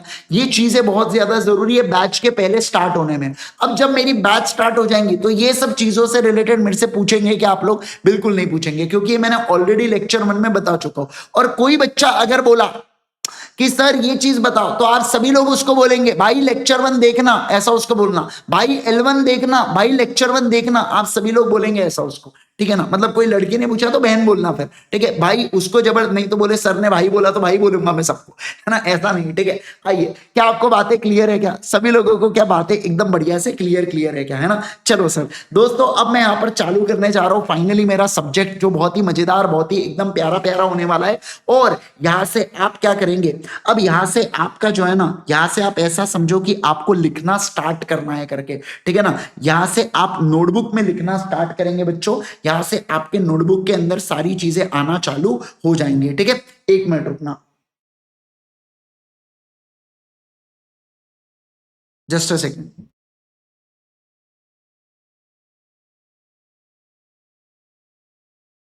चलो आओ, यहां पर ध्यान देना, एकदम बढ़िया से सुनना, ठीक है? आओ, सुन रहे हो ना? हाँ, यहां से अब आपके 200 पेजेस वाली जो नोटबुक है ना बच्चों, उसके अंदर आप ये सारी चीजें लिखोगे। जब तक मैं कोई क्वेश्चंस की प्रैक्टिस ना करो, 100 पेजेस वाली नोटबुक मत निकालना, सब चीजें 200 पेज जो मेरे इस स्क्रीन के ऊपर छपेगा वो आपके 200 पेजेस वाले नोटबुक में आना चाहिए। मेरे को नहीं पता, है ना? चाहिए मतलब चाहिए, फर्क नहीं पड़ता, फिर उसको आप अभी कॉपी करो, क्लास के बाद नोट्स कॉपी करो। देखो मैं जो क्लास है ना, आपको थोड़ा सा 15-20 मिनट जल्दी छोड़ूंगा मैं आपको, भले टाइमिंग 1:15 कहूंगा पर मैं 1 बजे तक छोड़ूंगा। वो जो 15 मिनट मैं आपको पहले दूंगा वो सिर्फ नोट्स कॉपी करने के लिए दूंगा। इन केस किसी के क्लास के साथ साथ में नहीं होते, किसी किसी से होता है बच्चों कि साथ साथ में वो कॉपी नहीं कर पाता है क्लास के, कोई दिक्कत नहीं, आपको 15 मिनट में आप अगर फटाफट लिख लेंगे ना तो आपके हो जाएगा लिखना, ठीक है ना? तो मैं आपको अलग से क्लास में टाइम ना देते हुए मैं आपको उस 15 मिनट का ड्यूरेशन में आपको क्या करना पड़ेगा, नोट्स को लिखना पड़ेगा। Got it everyone? चलो अब हम लोग चालू करने जा रहे हैं बच्चों, किससे रिलेटेड? अब हम लोग यहां पर पढ़ने जा रहे हैं लॉ से रिलेटेड। सबसे पहले तो आपको मुझे बताना पड़ेगा कि लॉ का मतलब क्या होता है। अच्छा देखो आपको आपका जो रजिस्टर होगा उसका पहला पेज होगा बच्चों इंडेक्स, और इंडेक्स के बाद आप 2 पेजेस को लीव कर देना। वो 2 पेजेस को लीव करने के बाद लिखना स्टार्ट करना, जो भी मैं आपको बता रहा हूं, ठीक है ना। पहला इंडेक्स का पेज और 2 पेजेस, मतलब ऐसे टोटल 3 पेजेस के बाद लिखना स्टार्ट करना, ठीक है। और वहां पर पेज नंबर 1, हर एक पेज का नंबर डालते हुए चलना, क्योंकि बाद में अपने को बहुत ही प्यारा सा इंडेक्स बनाना है कि कौन से पेज पर अपन ने कौन से टॉपिक को लिखा हुआ है करके, ठीक है। ओके चलो, अब मैं यहां पर जो आपको पूछ रहा हूं बच्चों, मुझे बताइए what is meant by law. यहां पर मेरा इंट्रोडक्शन पूरा कंप्लीट हो गया। कितना समय चलेगा? 45 मिनट्स के आसपास जाना चाहिए। अरे बाप रे, 48 मिनट्स हो गए, 3 मिनट ज्यादा लग गए, 3 मिनट ज्यादा क्लास लूंगा। हाँ, मजाक कर रहा हूं, ठीक है। अच्छा मुझे बताइए यहां पर what is meant by law, law का मतलब क्या होता है? एनीवन जल्दी से बताएंगे मुझे लॉ का क्या मतलब होता है करके, कोई व्यक्ति, सभी लोग बताना लॉ का क्या मतलब होता है करके बच्चों, मुझे चैट सेक्शन के अंदर चाहिए आपसे। What is meant by law? क्या होता है आखिर लॉ का मतलब? क्या होता है आखिर लॉ का मतलब? देखो एक और बात, जब भी मैं इस नोट्स पे लिखूं ना तो आपकी सब चीजें आनी चाहिए। जब भी मैं यहां पर कुछ लिखूं ना तो आपको कुछ चीजें लिखने की जरूरत नहीं है, ये सिर्फ समझने के लिए मैं स्लाइड यूज कर रहा हूं, ठीक है ना। तो 1 नोट की स्लाइड में सिर्फ समझने के लिए यूज कर रहा हूं। बाकी ये जो चीजें होंगी ना, ये आपके नोटबुक में एकदम प्यारे तरीके से ब्यूटीफुल ब्यूटीफुल हैंडराइटिंग में और कलर पेन्स का प्रयोग कर करके मस्त अपनी नोट्स बनाना, ठीक है ना। अच्छे अच्छे, देखो जिंदगी तो वैसे ही ब्लैक एंड व्हाइट है बच्चों, पर कम से कम नोट्स तो कलर वाले होने चाहिए अपने, तो बढ़िया कलरफुल नोट्स बनाना है ना। यस, पेपर में कौन से पेन से लिख सकते हैं? ब्लैक पेन से लिख सकते हैं। ब्लू लड़कियां बोल रही है मैं तो पिंक पेन का इस्तेमाल कर सकती हूँ, क्या सर? नहीं कर सकते भाई, केवल और केवल क्या, only and only black pen, समझे ना। No blue pen, only black pen. Okay चलो सर, मैंने कहा रूल्स का क्या मतलब होता है? बच्चों ने जवाब देना चालू कर दिया, सर ये सेट ऑफ रूल्स होता है, पढ़ लिया था इन नालायकों ने, ठीक है। इसके अलावा set of obligations and duties होती है करके, क्या बात है। ओके, इसके अलावा और बताइए मुझे सर, सितंबर 25 के लिए कैसे रिवीजन करें? वारे गिलसप्पे योगेश, ये रेगुलर क्लास चल रही है ना जनवरी वालों के लिए, फिर तुम सितंबर के सवाल क्यों पूछ रहे इसके अंदर?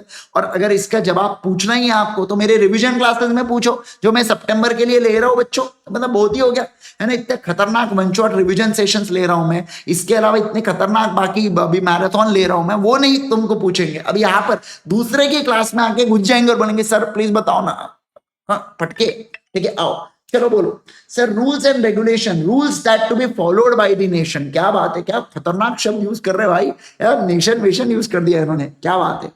रूल्स एंड रेगुलेशन, भाग्यश्री का कहना है कि set of obligation and duties होता है सर। बोले क्या बात है भाई साहब, खतरनाक, जहर एकदम, है ना। आओ कूल कूल, ओके और बताइए sir, designed by government. Apurva Goyal कह रही है कि सर जो रूल्स एंड रेगुलेशन है ना, इसको डिजाइन गवर्नमेंट करती है। ओ अच्छा अच्छा, ठीक है। आओ आप सभी लोग कहीं ना कहीं बेटा बहुत अच्छी बातें कह रहे हो। देखिए क्या लॉ का मतलब होता है, ऐसे set of rules and regulation जो फॉलो करना पड़ता है पीपल ऑफ कंट्री के द्वारा। जैसे इंडिया में अगर रूल्स एंड रेगुलेशंस बने तो ये जो रूल्स एंड रेगुलेशंस है ना, इसको फॉलो करेंगे कौन? आम जनता इसको फॉलो करेंगे। सर मुझे एक बात बताइए, लॉ को बनाता कौन है? वो मिनिस्टर्स लोग बनाते हैं बच्चों, जो यहां पर जिसको हम लोगों ने इलेक्ट किया है।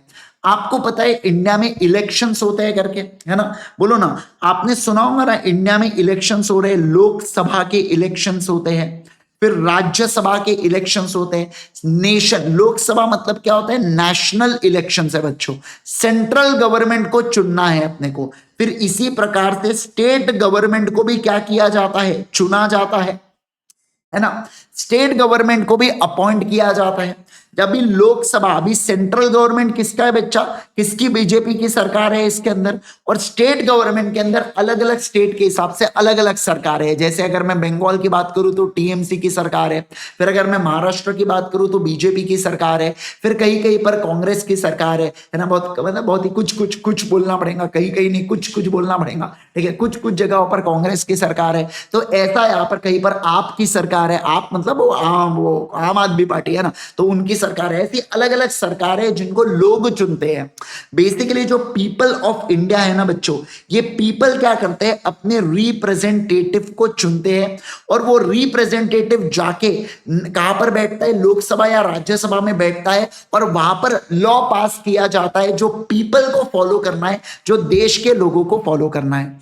अब आप सोच के देखो, आप लोग अपने रिप्रेजेंटेटिव को इतना इंपॉर्टेंट कार्य सौंप रहे हो, तो ऑब्वियसली बात है ये जो रिप्रेजेंटेटिव है ना, कैसा होना चाहिए, पढ़ा लिखा होना चाहिए। अगर वो खुद पढ़ा लिखा नहीं होगा तो क्या लॉ बनाएगा रे, तू समझ रहा है क्या बात को, क्या लॉ बनाएंगे बेटा ये, अगर वो खुद पढ़े लिखे नहीं होंगे तो इसलिए ध्यान रखना कि जो हमारा रिप्रेजेंटेटिव होता है ये पढ़ा लिखा होना बहुत ज्यादा जरूरी है। अगर ये पढ़ा लिखा नहीं होगा तो इस केस के अंदर क्या वो, मुझे बताइए, क्या वो लॉ अच्छे बना पाएगा, क्या वो इंडिया को अच्छे से रिप्रेजेंट कर पाएगा क्या बाहर के देशों में? नहीं सर नहीं। अगर मान लो रिप्रेजेंटेटिव से बड़ बोला है, वो सिर्फ क्या इलेक्शन के पहले दिखता आपको कि ये कर देंगे वो कर देंगे, और उसके बाद आपको नजर ही नहीं आता, तो इस केस के अंदर ऐसा वाहियात रिप्रेजेंटेटिव होना चाहिए क्या?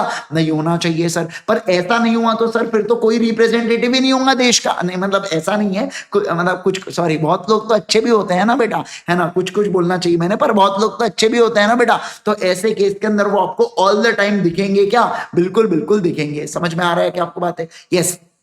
आप कभी भी उनके पास दिक्कत लेके जाओगे तो आपके दिक्कत को सॉल्व करेंगे क्या? कभी नहीं, सॉरी, करेंगे, बिल्कुल सॉल्व भी करेंगे। समझ पा रहे हैं आप बात को? तो इस तरीके से हमारे रिप्रेजेंटेटिव होना चाहिए जो हमारी बातों को रखे क्या पे, पार्लियामेंट में, और पार्लियामेंट में उसके ऊपर डिस्कस होना चाहिए, और डिस्कस होकर क्या लॉ पास होना चाहिए क्या? बिल्कुल बिल्कुल लॉ पास होना चाहिए। क्या आपको ये बातें समझ में आ रही है क्या? अरे बोलो ना जल्दी से मुझे, क्या आपको ये बातें समझ में आ रही है क्या? है ना, सभी लोगों को, है ना, एकदम आप लाइटली लेना बेटा क्लास को, एकदम ऐसा टेंशन वेंशन में मत लेना।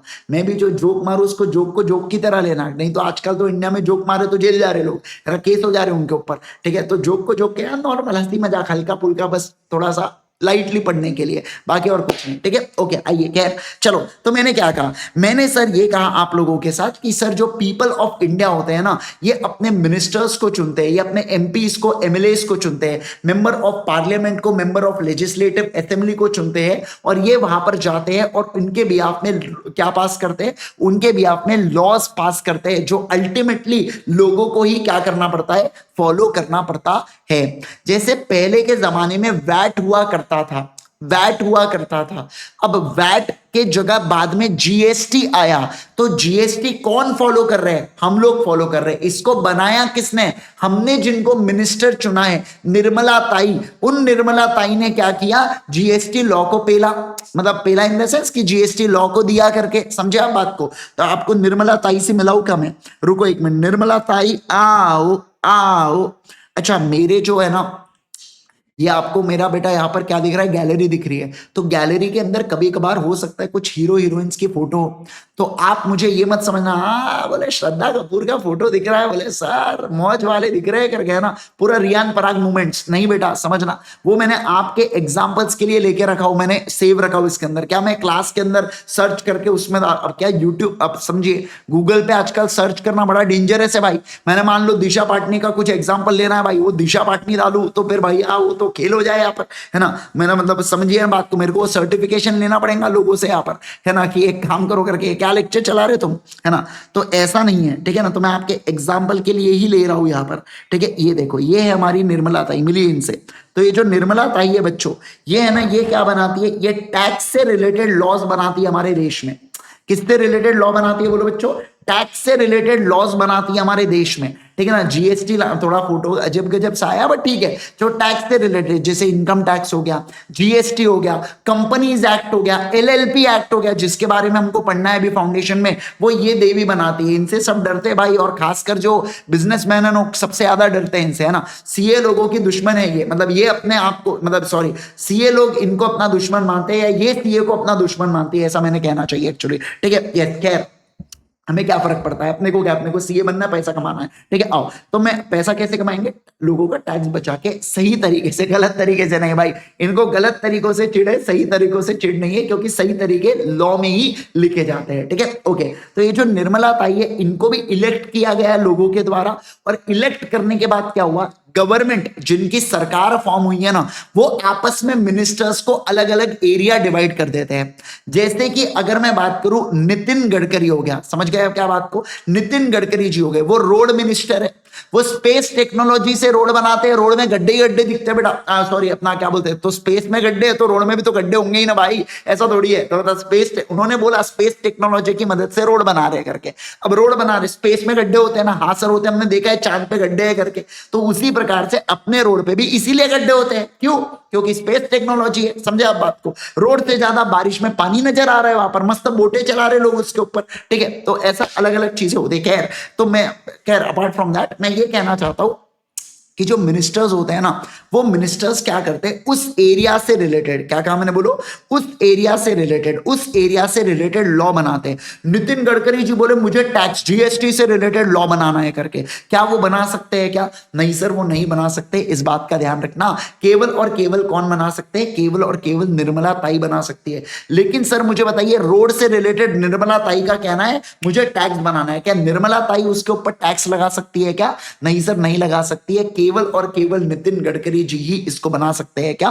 बिल्कुल बिल्कुल बना सकते हैं। क्या आपको ये बातें समझ में आई? क्या बोलते नहीं है आप लोग? क्या आपको ये बातें समझ में आ रही है क्या? फटाफट बोलो ना मुझे जल्दी से, है ना।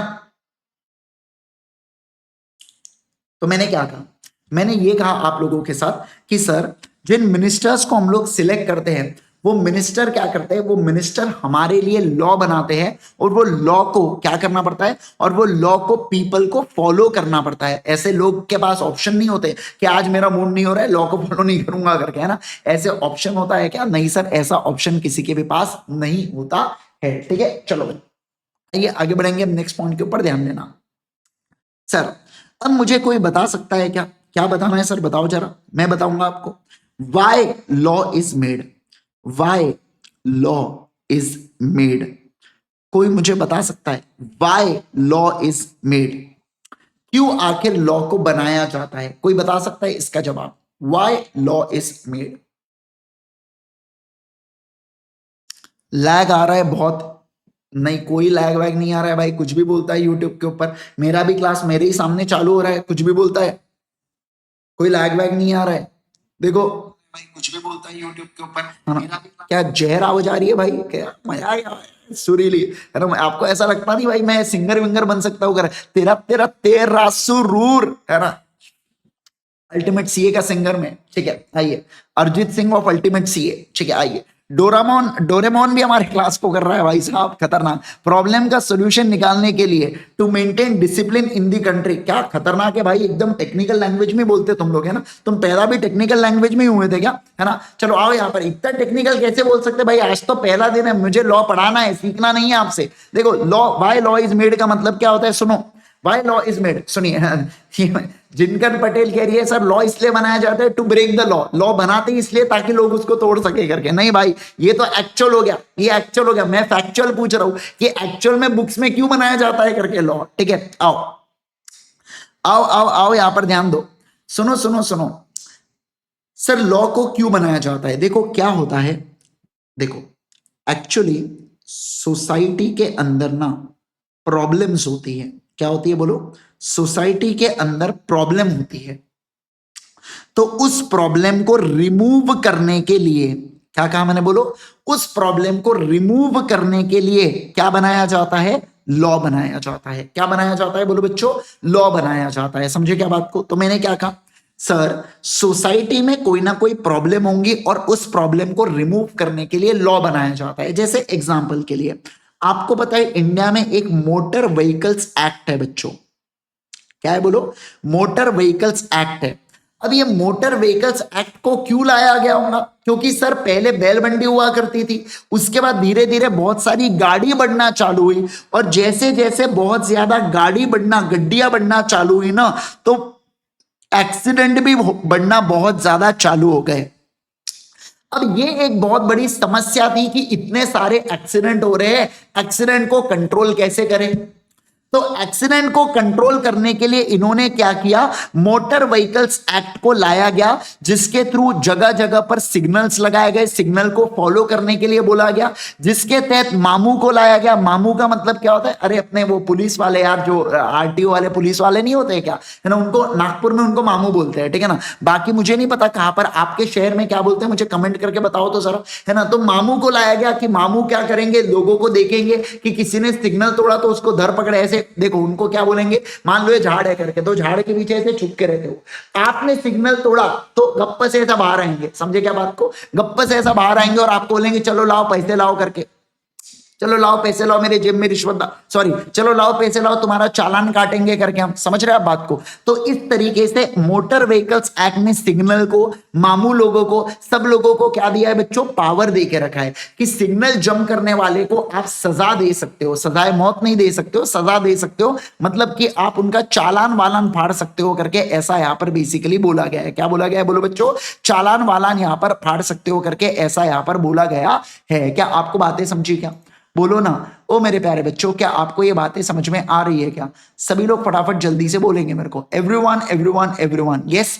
तो मैंने यहां पर कहा कि सर यहां पर चालान वालान फाड़ सके करके, उन सारी चीजों के लिए यहां पर बोला जाता है क्या, बिल्कुल बिल्कुल बोला जाता है, ठीक है। तो मोटर व्हीकल्स एक्ट यहां पर बेसिकली लाया गया ताकि एक्सीडेंट को क्या कर सके, ताकि एक्सीडेंट को कम कर सके। और ये जो मोटर व्हीकल्स एक्ट है, इसको फॉलो कौन करते हैं, पीपल ऑफ इंडिया, जितने भी इंडिया के लोग हैं उनको इसको फॉलो करना होता है। अगर आप फॉलो नहीं करोगे तो मोटर व्हीकल्स एक्ट में जो भी पनिशमेंट दे के रखी है, वो पनिशमेंट के तहत आपको क्या होंगी, आपको सजा होंगी। जैसे अगर कोई माइनर गाड़ी को चलाता है और उस केस के अंदर वो किसी को उड़ा देता है, पुणे पोर्श केस, तो ऐसे केस के अंदर मैं बोलूंगा उस व्यक्ति को यहां पर क्या की जाएंगी, सजा दी जाएंगी। क्या, बिल्कुल बिल्कुल दी जाएंगी। आजकल ऐसा अमेंडमेंट आ गया है कि माइनर गाड़ी चलाता है तो उसके पापा मम्मी ने ध्यान रखना चाहिए, मतलब उसके पेरेंट्स ने, और उनके पेरेंट्स का लाइसेंस जब्त हो जाएगा करके, ऐसा हो जाएगा। बट मुझे ऐसा लगता है कि हमारा लॉ एक अलग प्रिंसिपल के ऊपर भी चलता है। जब तक तुम्हारे जेब में पैसा है, लॉ बोलेगा मेरा बाबू कैसा है करके, मतलब क्या, लॉ बोलेगा तुम्हारे पास पैसा है ना। जैसे वो पोर्श वाले केस में तो 2 लोग मर गए भाई। अब सोचो, गाड़ी छोड़ो, गाड़ी चलाना तो दूर की बात, उसने गाड़ी चलाया पर लोगों के ऊपर, लोग रोड के ऊपर गाड़ी चलाते, उसने लोगों के ऊपर गाड़ी चलाया भाई, पूरा सलमान। तो ऐसे केस के अंदर आप समझिए, तो उस केस के अंदर वैसे तो उसके पिताजी जो है ना, वैसे तो उसके पिताजी का लाइसेंस रद्द होना चाहिए, उस व्यक्ति को वो बाल सुधार केंद्र में भेजना चाहिए, जो बच्चों का वो होता है, क्या होता है बच्चों का, क्या बोलते हैं उसको, जेल होता है, पर वहां नहीं भेजा भाई, उसको भाई इज्जत बरी बरी कर दिए, और अलग ही दूसरा भलता ही कोई केस चला रहे। क्या लोग है भाई, पूरे खाउटले लोग हैं अपने यहाँ पे, मस्त पैसा खा लेते और केस हजम कर डालते पूरा, है ना। तो ऐसे केस के अंदर किसी भी व्यक्ति ने अगर लॉ को तोड़ा तो उसे बोला जाता है ब्रीच ऑफ एक्ट। क्या कहा जाता है बोलो बच्चों, ब्रीच ऑफ एक्ट या ब्रीच ऑफ लॉ उसे कहा जाता है। और जो भी व्यक्ति ब्रीच करता है ना, जो भी व्यक्ति ब्रीच करता है उसे क्या दी जाती है, उसे पनिशमेंट होती है। क्या होती है बोलो बच्चों, उसको पनिशमेंट होती है। अलग अलग प्रकार की पनिशमेंट दी गई है लॉ के अंदर, उसको रिस्पेक्टिव जो भी पनिशमेंट है क्या वो होती है, क्या बिल्कुल बिल्कुल उसको पनिशमेंट होती है। क्या आपको बातें समझी क्या, क्या सभी लोगों को ये बातें समझ में आ रही है कि क्यों लॉ बनाया जाता है और लॉ का हमारा पर्पस क्या होता है बनाने का, व्हाई लॉ इज मेड। क्या आपको ये बातें समझ में आ गई क्या। कभी कभार जो लॉ है ना, जरूरी नहीं है हर बार लॉ जो है वो केवल और केवल जो है ना प्रॉब्लम्स को कम करने के लिए बनाया जाए करके, ऐसा नहीं है। कभी कभार लॉ इकोनॉमिक ग्रोथ के लिए भी जरूरी होता है। जैसे टैक्स वाला हो गया, वो इकोनॉमिक ग्रोथ के लिए, आपसे पैसा लेंगे टैक्स का तभी तो डेवलपमेंट करेंगे कंट्री का, समझे क्या बात को, तभी तो डेवलप करेंगे कंट्री को, और आधा पैसा खाएंगे, खैर तभी तो डेवलप करेंगे कंट्री को। समझ पा रहे हैं आप बात को, ऐसा। क्या आपको ये बातें क्लियर है क्या, बोलो ना, क्या आपको ये बातें क्लियर है क्या।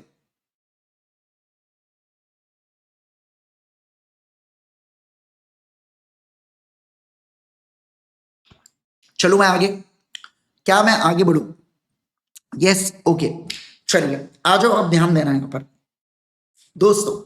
मैं अब आपका सबसे पहला टॉपिक चालू करने जा रहा हूं, आफ्टर बेसिक आइडिया कि क्यों लॉ वगैरह आता है करके, या कब लॉ वगैरह बनाया जाता है, इन सब चीजों के बाद मैं आपका सबसे पहला टॉपिक यहां पर चालू करने जा रहा हूं। और हमारे टॉपिक का नाम क्या है बच्चों, हमारे टॉपिक का नाम है कंपनीज एक्ट। क्या नाम है बोलो? हमारे टॉपिक का नाम है कंपनीज एक्ट। क्या नाम है बोलो? कंपनीज एक्ट हमारे टॉपिक का यहां पर नाम है, ठीक है ना? ओके, तो कंपनीज एक्ट बेसिकली कंपनी से रिलेटेड एक्ट होगा। अब तो नाम से ही समझ में आ रहा है, कंपनीज एक्ट मतलब कंपनी से रिलेटेड एक्ट। क्या कहा मैंने बोलो? कंपनी से रिलेटेड एक्ट यहां पर रहने वाला है। और ये एक्ट कौन से ईयर में आया है? 2013 में आया है। सर 2013 में पहली बार आया या पहले से हुआ करता था? हुआ करता था, पर बाद में इतने मैं बताऊंगा कि क्यों 2013 में लाया गया करके इसको। सबसे पहले ये समझते हैं वाई कंपनीज एक्ट, ठीक है ना?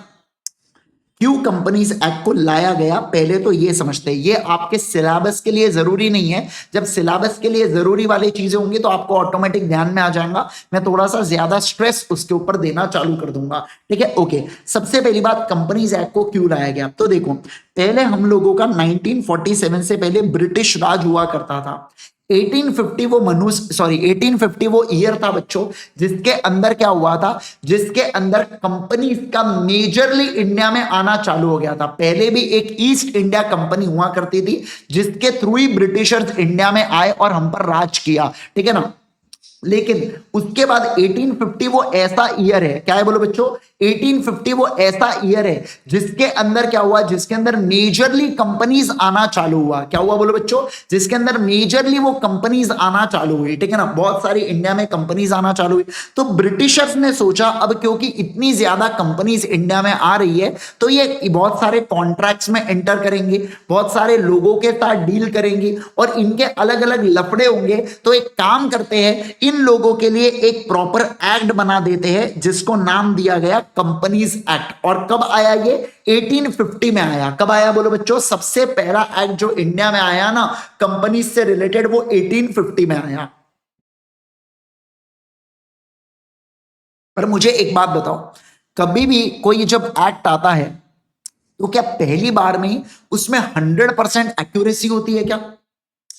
अरे बोलो ना, जब भी कोई एक्ट आता है तो क्या पहली बार में उसमें 100% एक्यूरेसी होती है क्या? नहीं सर, उसमें 100% एक्यूरेसी नहीं होती सर। इसका मतलब उसके अंदर पक्की बात है समय के साथ साथ कुछ चेंजेस करने पड़े होंगे। जैसे पहले सबके घर पर लैंडलाइन हुआ करता था, बट आज कितने कम घरों के अंदर लैंडलाइन अवेलेबल है बच्चों। ऐसा आपको हर एक के घर पर लैंडलाइन मिलता है क्या? नहीं सर, देखने को नहीं मिलता। समझ रहे हैं आप बात को? उसी प्रकार से समय के साथ साथ सिचुएशन के साथ साथ चेंजेस हुए, और चेंजेस हुए तो 1913 के अंदर क्या हुआ बच्चों? नए कंपनीज एक्ट को लाया गया। ये भी किसने लाया? ये भी ब्रिटिशर्स ने ही लाया। किसने लाया बोलो बच्चों? ये भी ब्रिटिशर्स ने ही लाया। फिर उसके बाद क्या हुआ? और समय बीतता गया। 1947 के अंदर हमें आजादी मिल गई और फिर 1956 में फाइनली हमारी नींद खुली कि हमें हमारे कंपनीज एक्ट चाहिए, वो भी इंडिया का खुद का सेपरेट कंपनीज एक्ट होना चाहिए। अभी तक तो हम लोग पुराने वाले कंपनीज एक्ट को ही 1956 तक चला रहे थे, मतलब लगभग लगभग 9 साल बीत गए आजादी के बाद, फिर भी हम लोग यहां पर क्या करें? फिर भी हम लोग पुराने वाले कंपनीज एक्ट को फॉलो कर रहे थे, बढ़िया से वही कंपनीज एक्ट को घिस रहे थे, चला रहे थे। पर इन्होंने सोचा 1956 में बस बहुत हुआ, अब हम लोग क्या करेंगे? एक नए कंपनीज एक्ट को यहां पर इनकॉर्पोरेट करेंगे इंडिया में।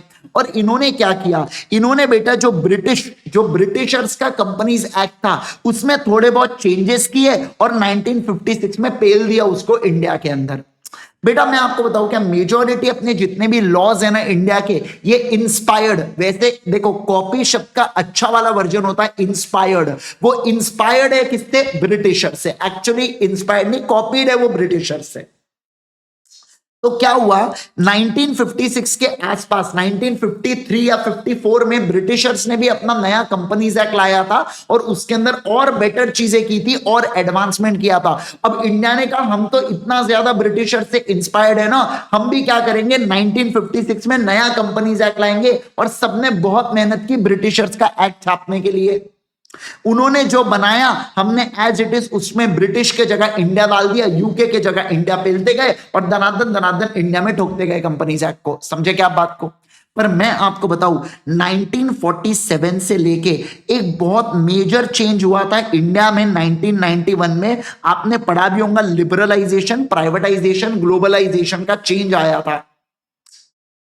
ठीक है, जिसके अंदर हमारा ये जो कंपनीज एक्ट है ना बड़ा ही आउटडेटेड फील हुआ। देखो लैंडलाइन के जगह मोबाइल फोन तो आए, पर मोबाइल फोन पहले डब्बे वाले हुआ करते थे। फिर आप सोचो ना, डब्बे वाले के बाद वो फ्लिप वाले आए, वो ऐसा ऊपर नीचे वाले हैं जो एसीबी प्रद्युमन यूज करता था बच्चों सीआईडी में। फिर उसके बाद टच स्क्रीन फोन चालू आना चालू है, और आजकल टच स्क्रीन में भी ऐसा वो फोल्ड होते बेटा, बड़े बड़े वो जो है ना अपने तेजस्तर वगैरह, इनके पास ये ऐसे ऐसे वो कुछ तो भी मुड़ते हैं उनके फोन, भाई खतरनाक है ना। अपने पास क्या है, मेरे पास तो नोकिया का और डब्बा है बेटा, सैमसंग गुरु है मेरे पास 3300 वाला, है ना। उनके फोन ऐसा खुलते कुछ तो भी ऐसे, स्क्रीन मतलब ऐसी चल रही, खोले तो गप्पा से और स्क्रीन दिखती, क्या बोलना है ना। मैंने भी वो चुरा के लेके आ गया तेजस सर का फोन थोड़ा सा यूज करने के लिए, तो इस कुछ इस तरीके से समझ रहे क्या आप बात को जो मैं कहना चाह रहा हूं आपके साथ, ठीक है। तो अब आप सोचो ना कितना एडवांसमेंट हुआ फोन में। उसी प्रकार से कंपनीज एक्ट में भी है ना बहुत नीड आ गई थी। और 2013 में क्या हुआ बच्चों, 2013 में भयंकर वाली नीड आ गई थी कि हमको एक क्या चाहिए, हमको एक नया कंपनीज एक्ट चाहिए। देखो नया कंपनीज एक्ट में पूरे नए कॉन्सेप्ट्स नहीं है, इसके अंदर है ना पुराने कॉन्सेप्ट से, जैसे फोन का भी काम था फोन लगाना बातें करना, फोन मोबाइल फोन का भी काम है बातें करना,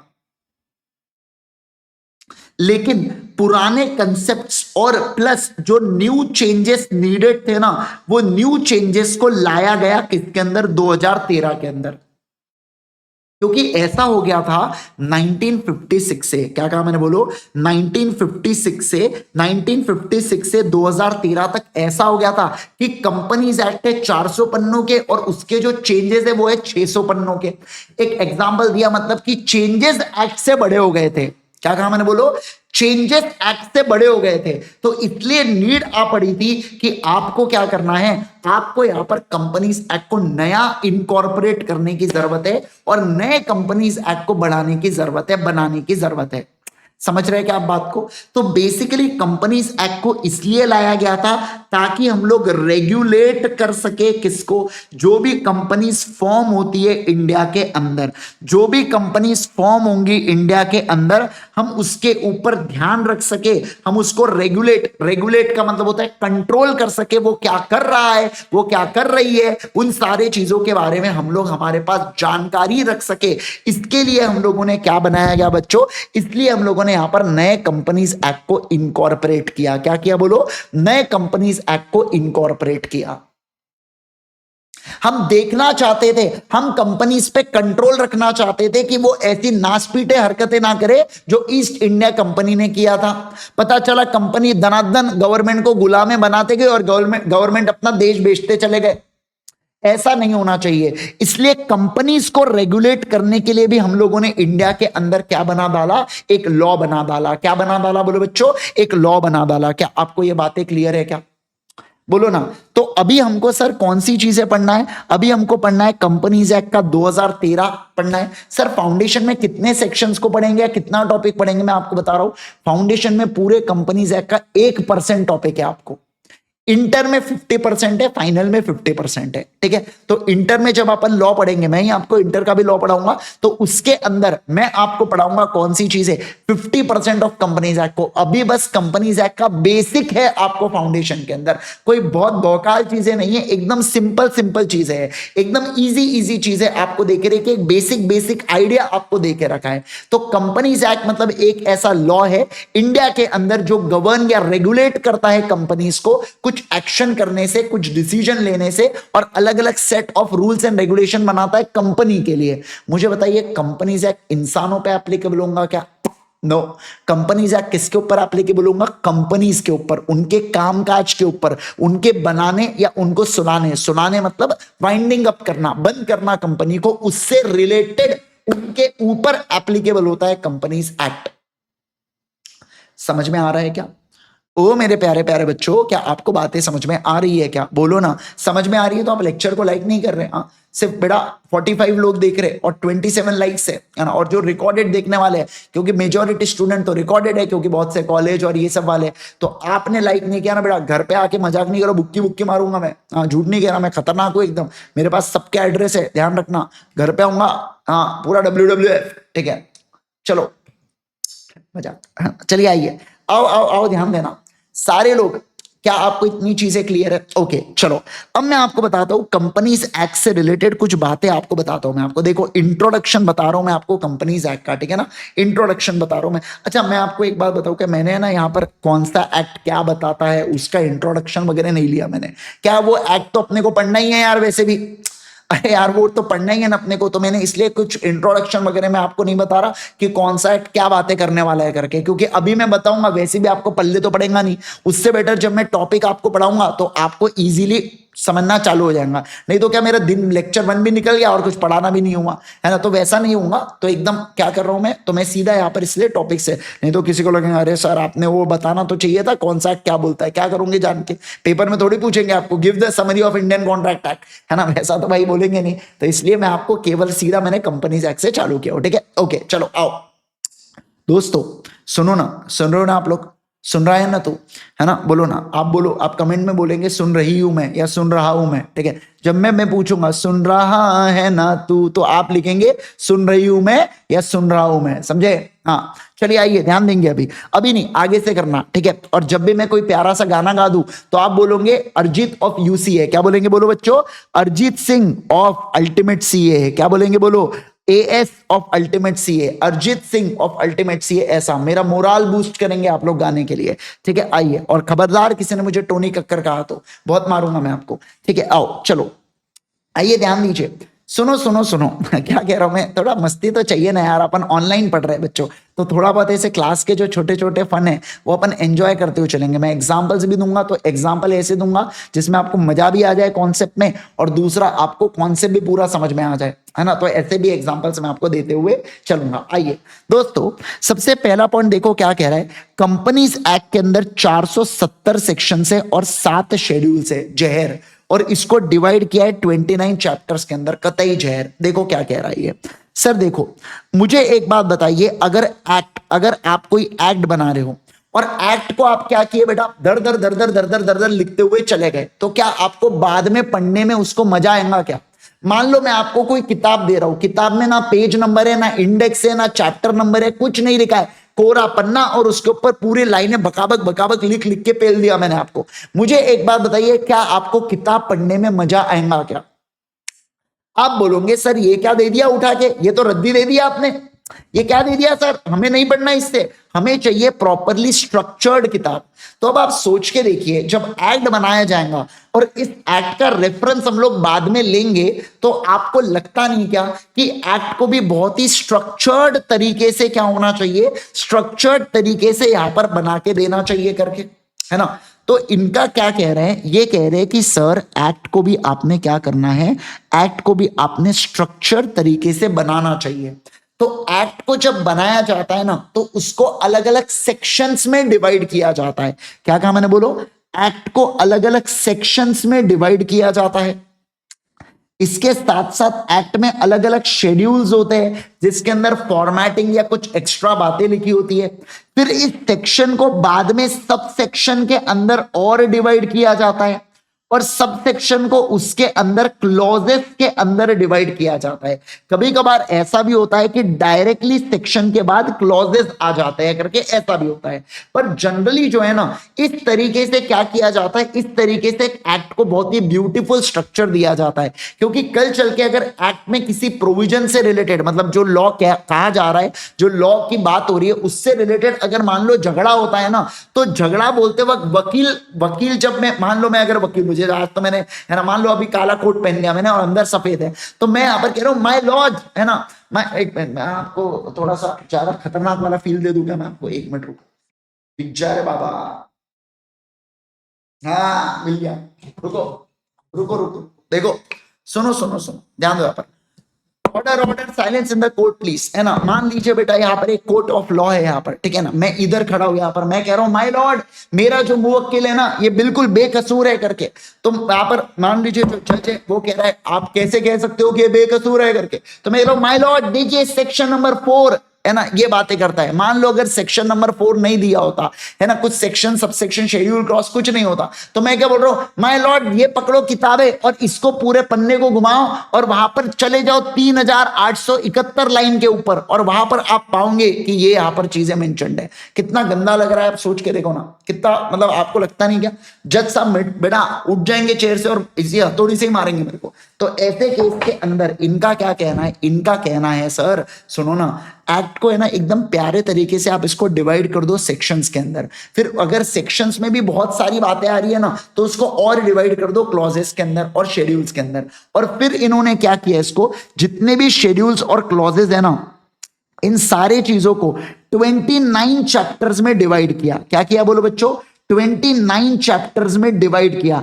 आपको मैं बताऊं, आपको सीए इंटर के अंदर इसमें से 13 चैप्टर्स को पढ़ना है, जो लगभग आपके अराउंड, अगर मैं बात करूं ना तो लगभग अराउंड आपके 150 सेक्शन के आसपास कवर करते हैं। थोड़े कम ही करेंगे बट लगभग 150 सेक्शन के आसपास आप कवर करोगे। सर फाउंडेशन में कितने चैप्टर्स पढ़ना है, कुछ भी नहीं पढ़ना है आपको, कोई चैप्टर नहीं है फाउंडेशन में, सिर्फ बेसिक बातें हैं बेटा, जो आप इंटर में पढ़ने वाले हो ना उसका थोड़ा बातें फाउंडेशन में देके रखी है इन्होंने, ठीक है ना। तो इन्होंने जैसे देखो अपनी जो बुक है बच्चों, इस बुक के अंदर आप देखोगे तो यहां पर चैप्टर्स डिवाइडेड है, ठीक है ना। इस चैप्टर्स के अंदर अलग अलग कंटेंट है, तो बस उसी तरीके से एक्ट में भी है। एक्ट में क्या करके रखा है, इस तरीके से पूरे चैप्टर्स को डिवाइड करके रखा है, और जिस चैप्टर के अंदर जो जो प्रोविजंस आने चाहिए वो प्रोविजंस वहां पर दे के रखा है। क्या, हाँ सर वो प्रोविजंस वहां पर दे के रखा है। क्या कहा मैंने, बोलो वो प्रोविजंस वहां पर दे के रखा है। क्या आप इस बात को समझ पा रहे हैं क्या, बोलो ना, क्या आप इस बात को सारे के सारे बच्चे लोग समझ पा रहे हैं क्या इस बात को, है ना। तो मैंने क्या कहा सर, एक्ट को सेक्शन शेड्यूल्स में डिवाइड किया जाता है और कंपनीज एक्ट को 29 चैप्टर्स में डिवाइड किया गया है। सेक्शंस कितने, 470 सेक्शन है टोटल कंपनीज एक्ट के अंदर, और शेड्यूल्स कितने, 7 शेड्यूल्स है कंपनीज एक्ट के अंदर।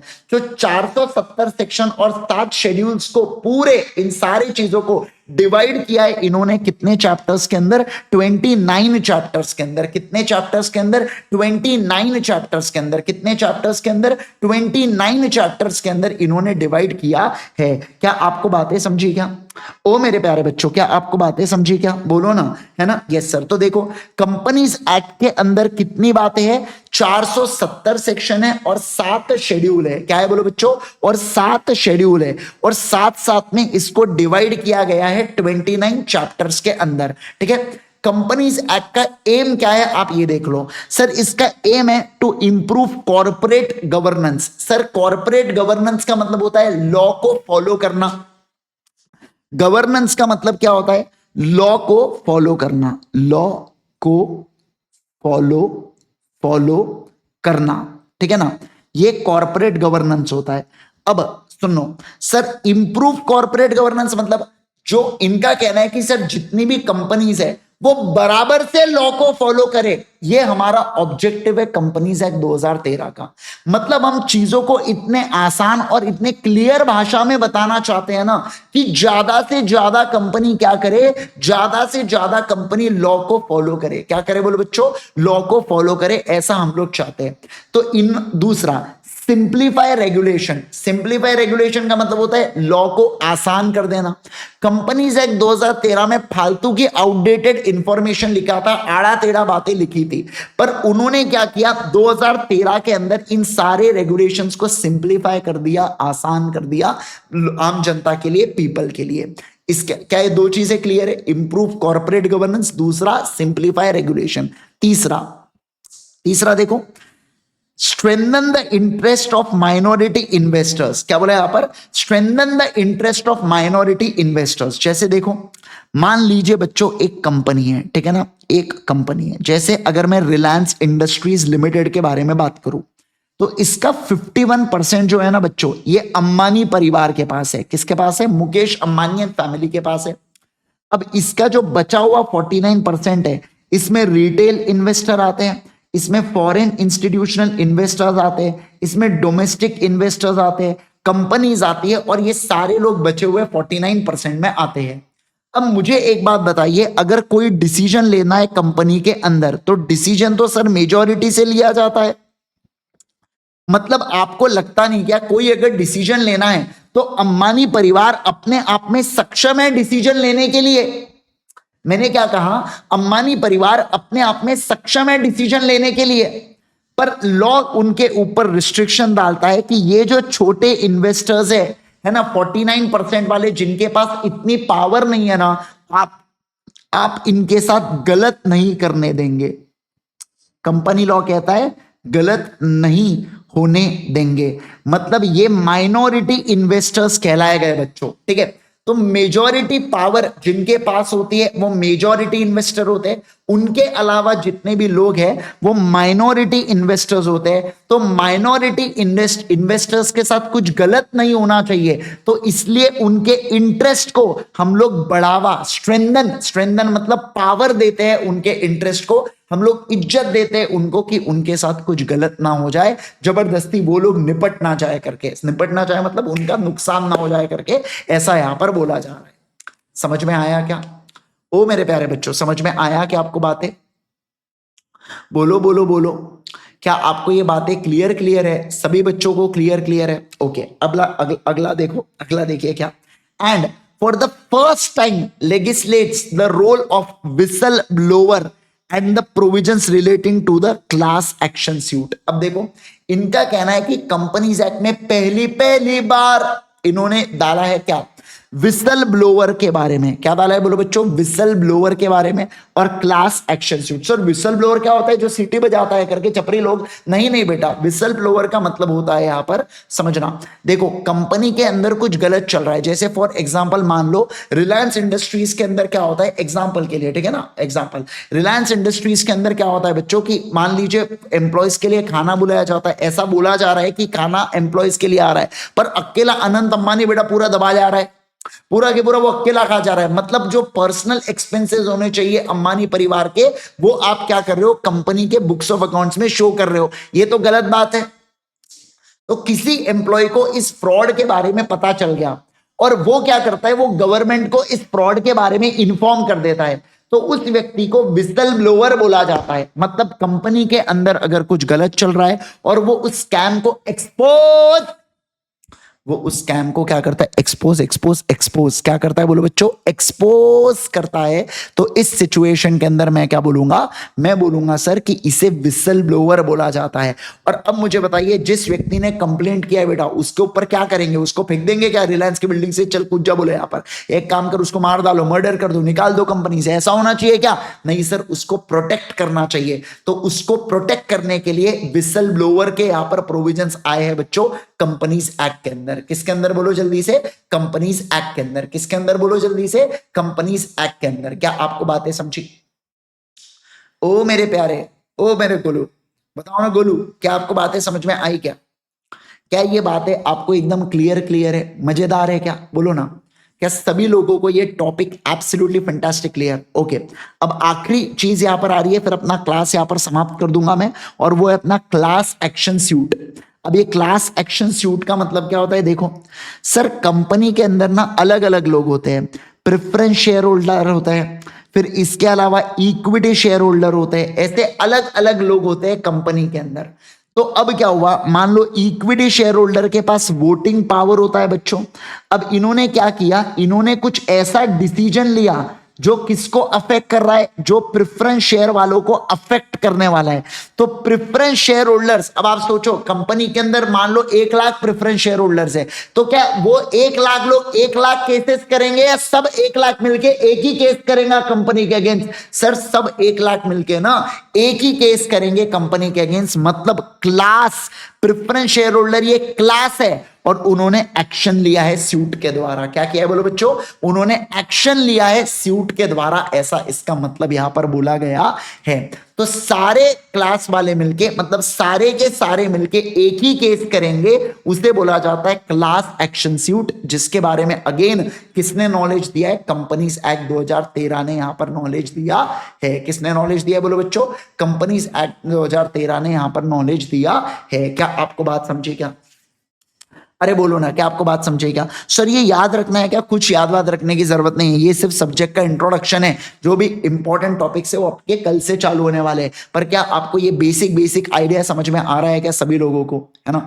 मुझे चाहिए एब्सोल्यूट कॉन्सेप्चुअल क्लैरिटी आपके साथ क्लास में। मैं पहले ही बता रहा हूं, आप सभी लोग कसम खा लेंगे बेटा कि सर जब मेरा अनलेस अदरवाइज बहुत ही इमरजेंसी वाली सिचुएशन हो मैं लाइव क्लास ही करूंगा, या अगर आप रिकॉर्डेड देख रहे हो तो मैं रिकॉर्डेड डेली देखूंगा करके, या आपको कसम डालना है। और डेली जो भी क्लास में पढ़ाया जाएगा वो मैं रिवाइज करके आऊंगा। बस इतना आप करो, बाकी आप देखो सब्जेक्ट के अंदर 65-70 प्लस स्कोर करना ये मेरे हाथ में है। आप 12th वाला माइंडसेट मत लेके चलना 90 प्लस लाऊंगा या लाऊंगी करके, भैया वो 12th तक हो जाता है वहां पर, ठीक है। लेकिन फाउंडेशन में वैसा नहीं होता है। फाउंडेशन में थोड़ा सा प्रोफेशनल एग्जाम्स होती है, चेकिंग भी स्ट्रिक्ट होती है, सिलेबस भी ज्यादा होता है और टफ भी होता है पेपर। तो इस केसेस के अंदर अपने को 75 प्लस लेकिन फिर भी एम करना है क्या? बिल्कुल एम करना है। समझे ना आप बात को? क्योंकि अपन रेगुलर क्लास से पढ़ने, भैया फेल होने का तो सवाल ही नहीं बनता अपना, ठीक है। ओके, समझ में आया क्या सभी लोगों को? है ना? चलो, तो आज अपना टॉपिक एकदम बढ़िया से निपट गया है। अब देखो आपको क्या करना है।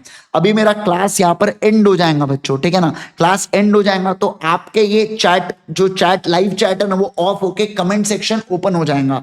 तो कमेंट सेक्शन के अंदर आपको मुझे इन्फॉर्म करना है क्या कि आपको आज की क्लास कैसी लगी। समझे क्या बात को? सभी लोग कमेंट करेंगे आपको क्लास कैसी लगी। चाहे आप लाइव देख रहे हो, आप रिकॉर्डेड देख रहे हो, फर्क नहीं पड़ता। रिकॉर्डेड देख रहे हो तो आप आपका नाम लिखना, फिर साइड में आपका जो जहां पर आप रहते हो, जैसे आप मुंबई में रहते हो तो मुंबई लिखना, और उसके बाद आपको क्लास कैसी लगी आप ये बताना। क्योंकि लाइव वालों ने तो बता दिया वो कहां से करके, पर आपने नहीं बताया। तो ऐसे केस में आप जरूर से हमको इन्फॉर्म करिएगा, ठीक है ना? जिससे मुझे भी पता चलेगा कि क्लास का फ्लो आपको कैसा लग रहा है और आपको कितना समझ में आ रहा है। तो पक्के से आज का ये आपका होमवर्क रहने वाला है बच्चों, ठीक है, कि सभी लोगों को कमेंट करके बताना है कि आज का सेशन कैसा लगा। बाकी आप आज के लिए जा सकते हैं। कल से हमारी क्लास 1 बजे तक चलेंगे। आज मैं थोड़ा सा 15-20 मिनट आपको नहीं, कल भी आपका 12:45 चलेगा।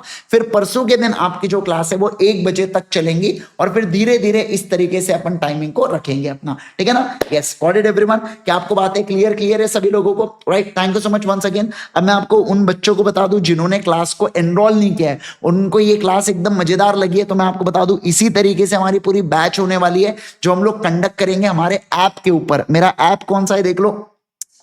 मेरे ऐप का नाम है सीए इंद्रेश गांधी। क्या नाम है? सॉरी ध्यान दो, यहां पर ultimatecA.com। कहां पर जाना है आपको?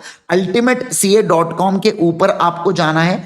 ultimatecA.com के ऊपर आप जाएंगे ना तो आप मेरी क्लासेस को एनरोल कर सकते हैं। सर एनरोल कर सकते हैं मतलब यहां पर देखो सीए फाउंडेशन न्यू सिलेबस में चले जाना।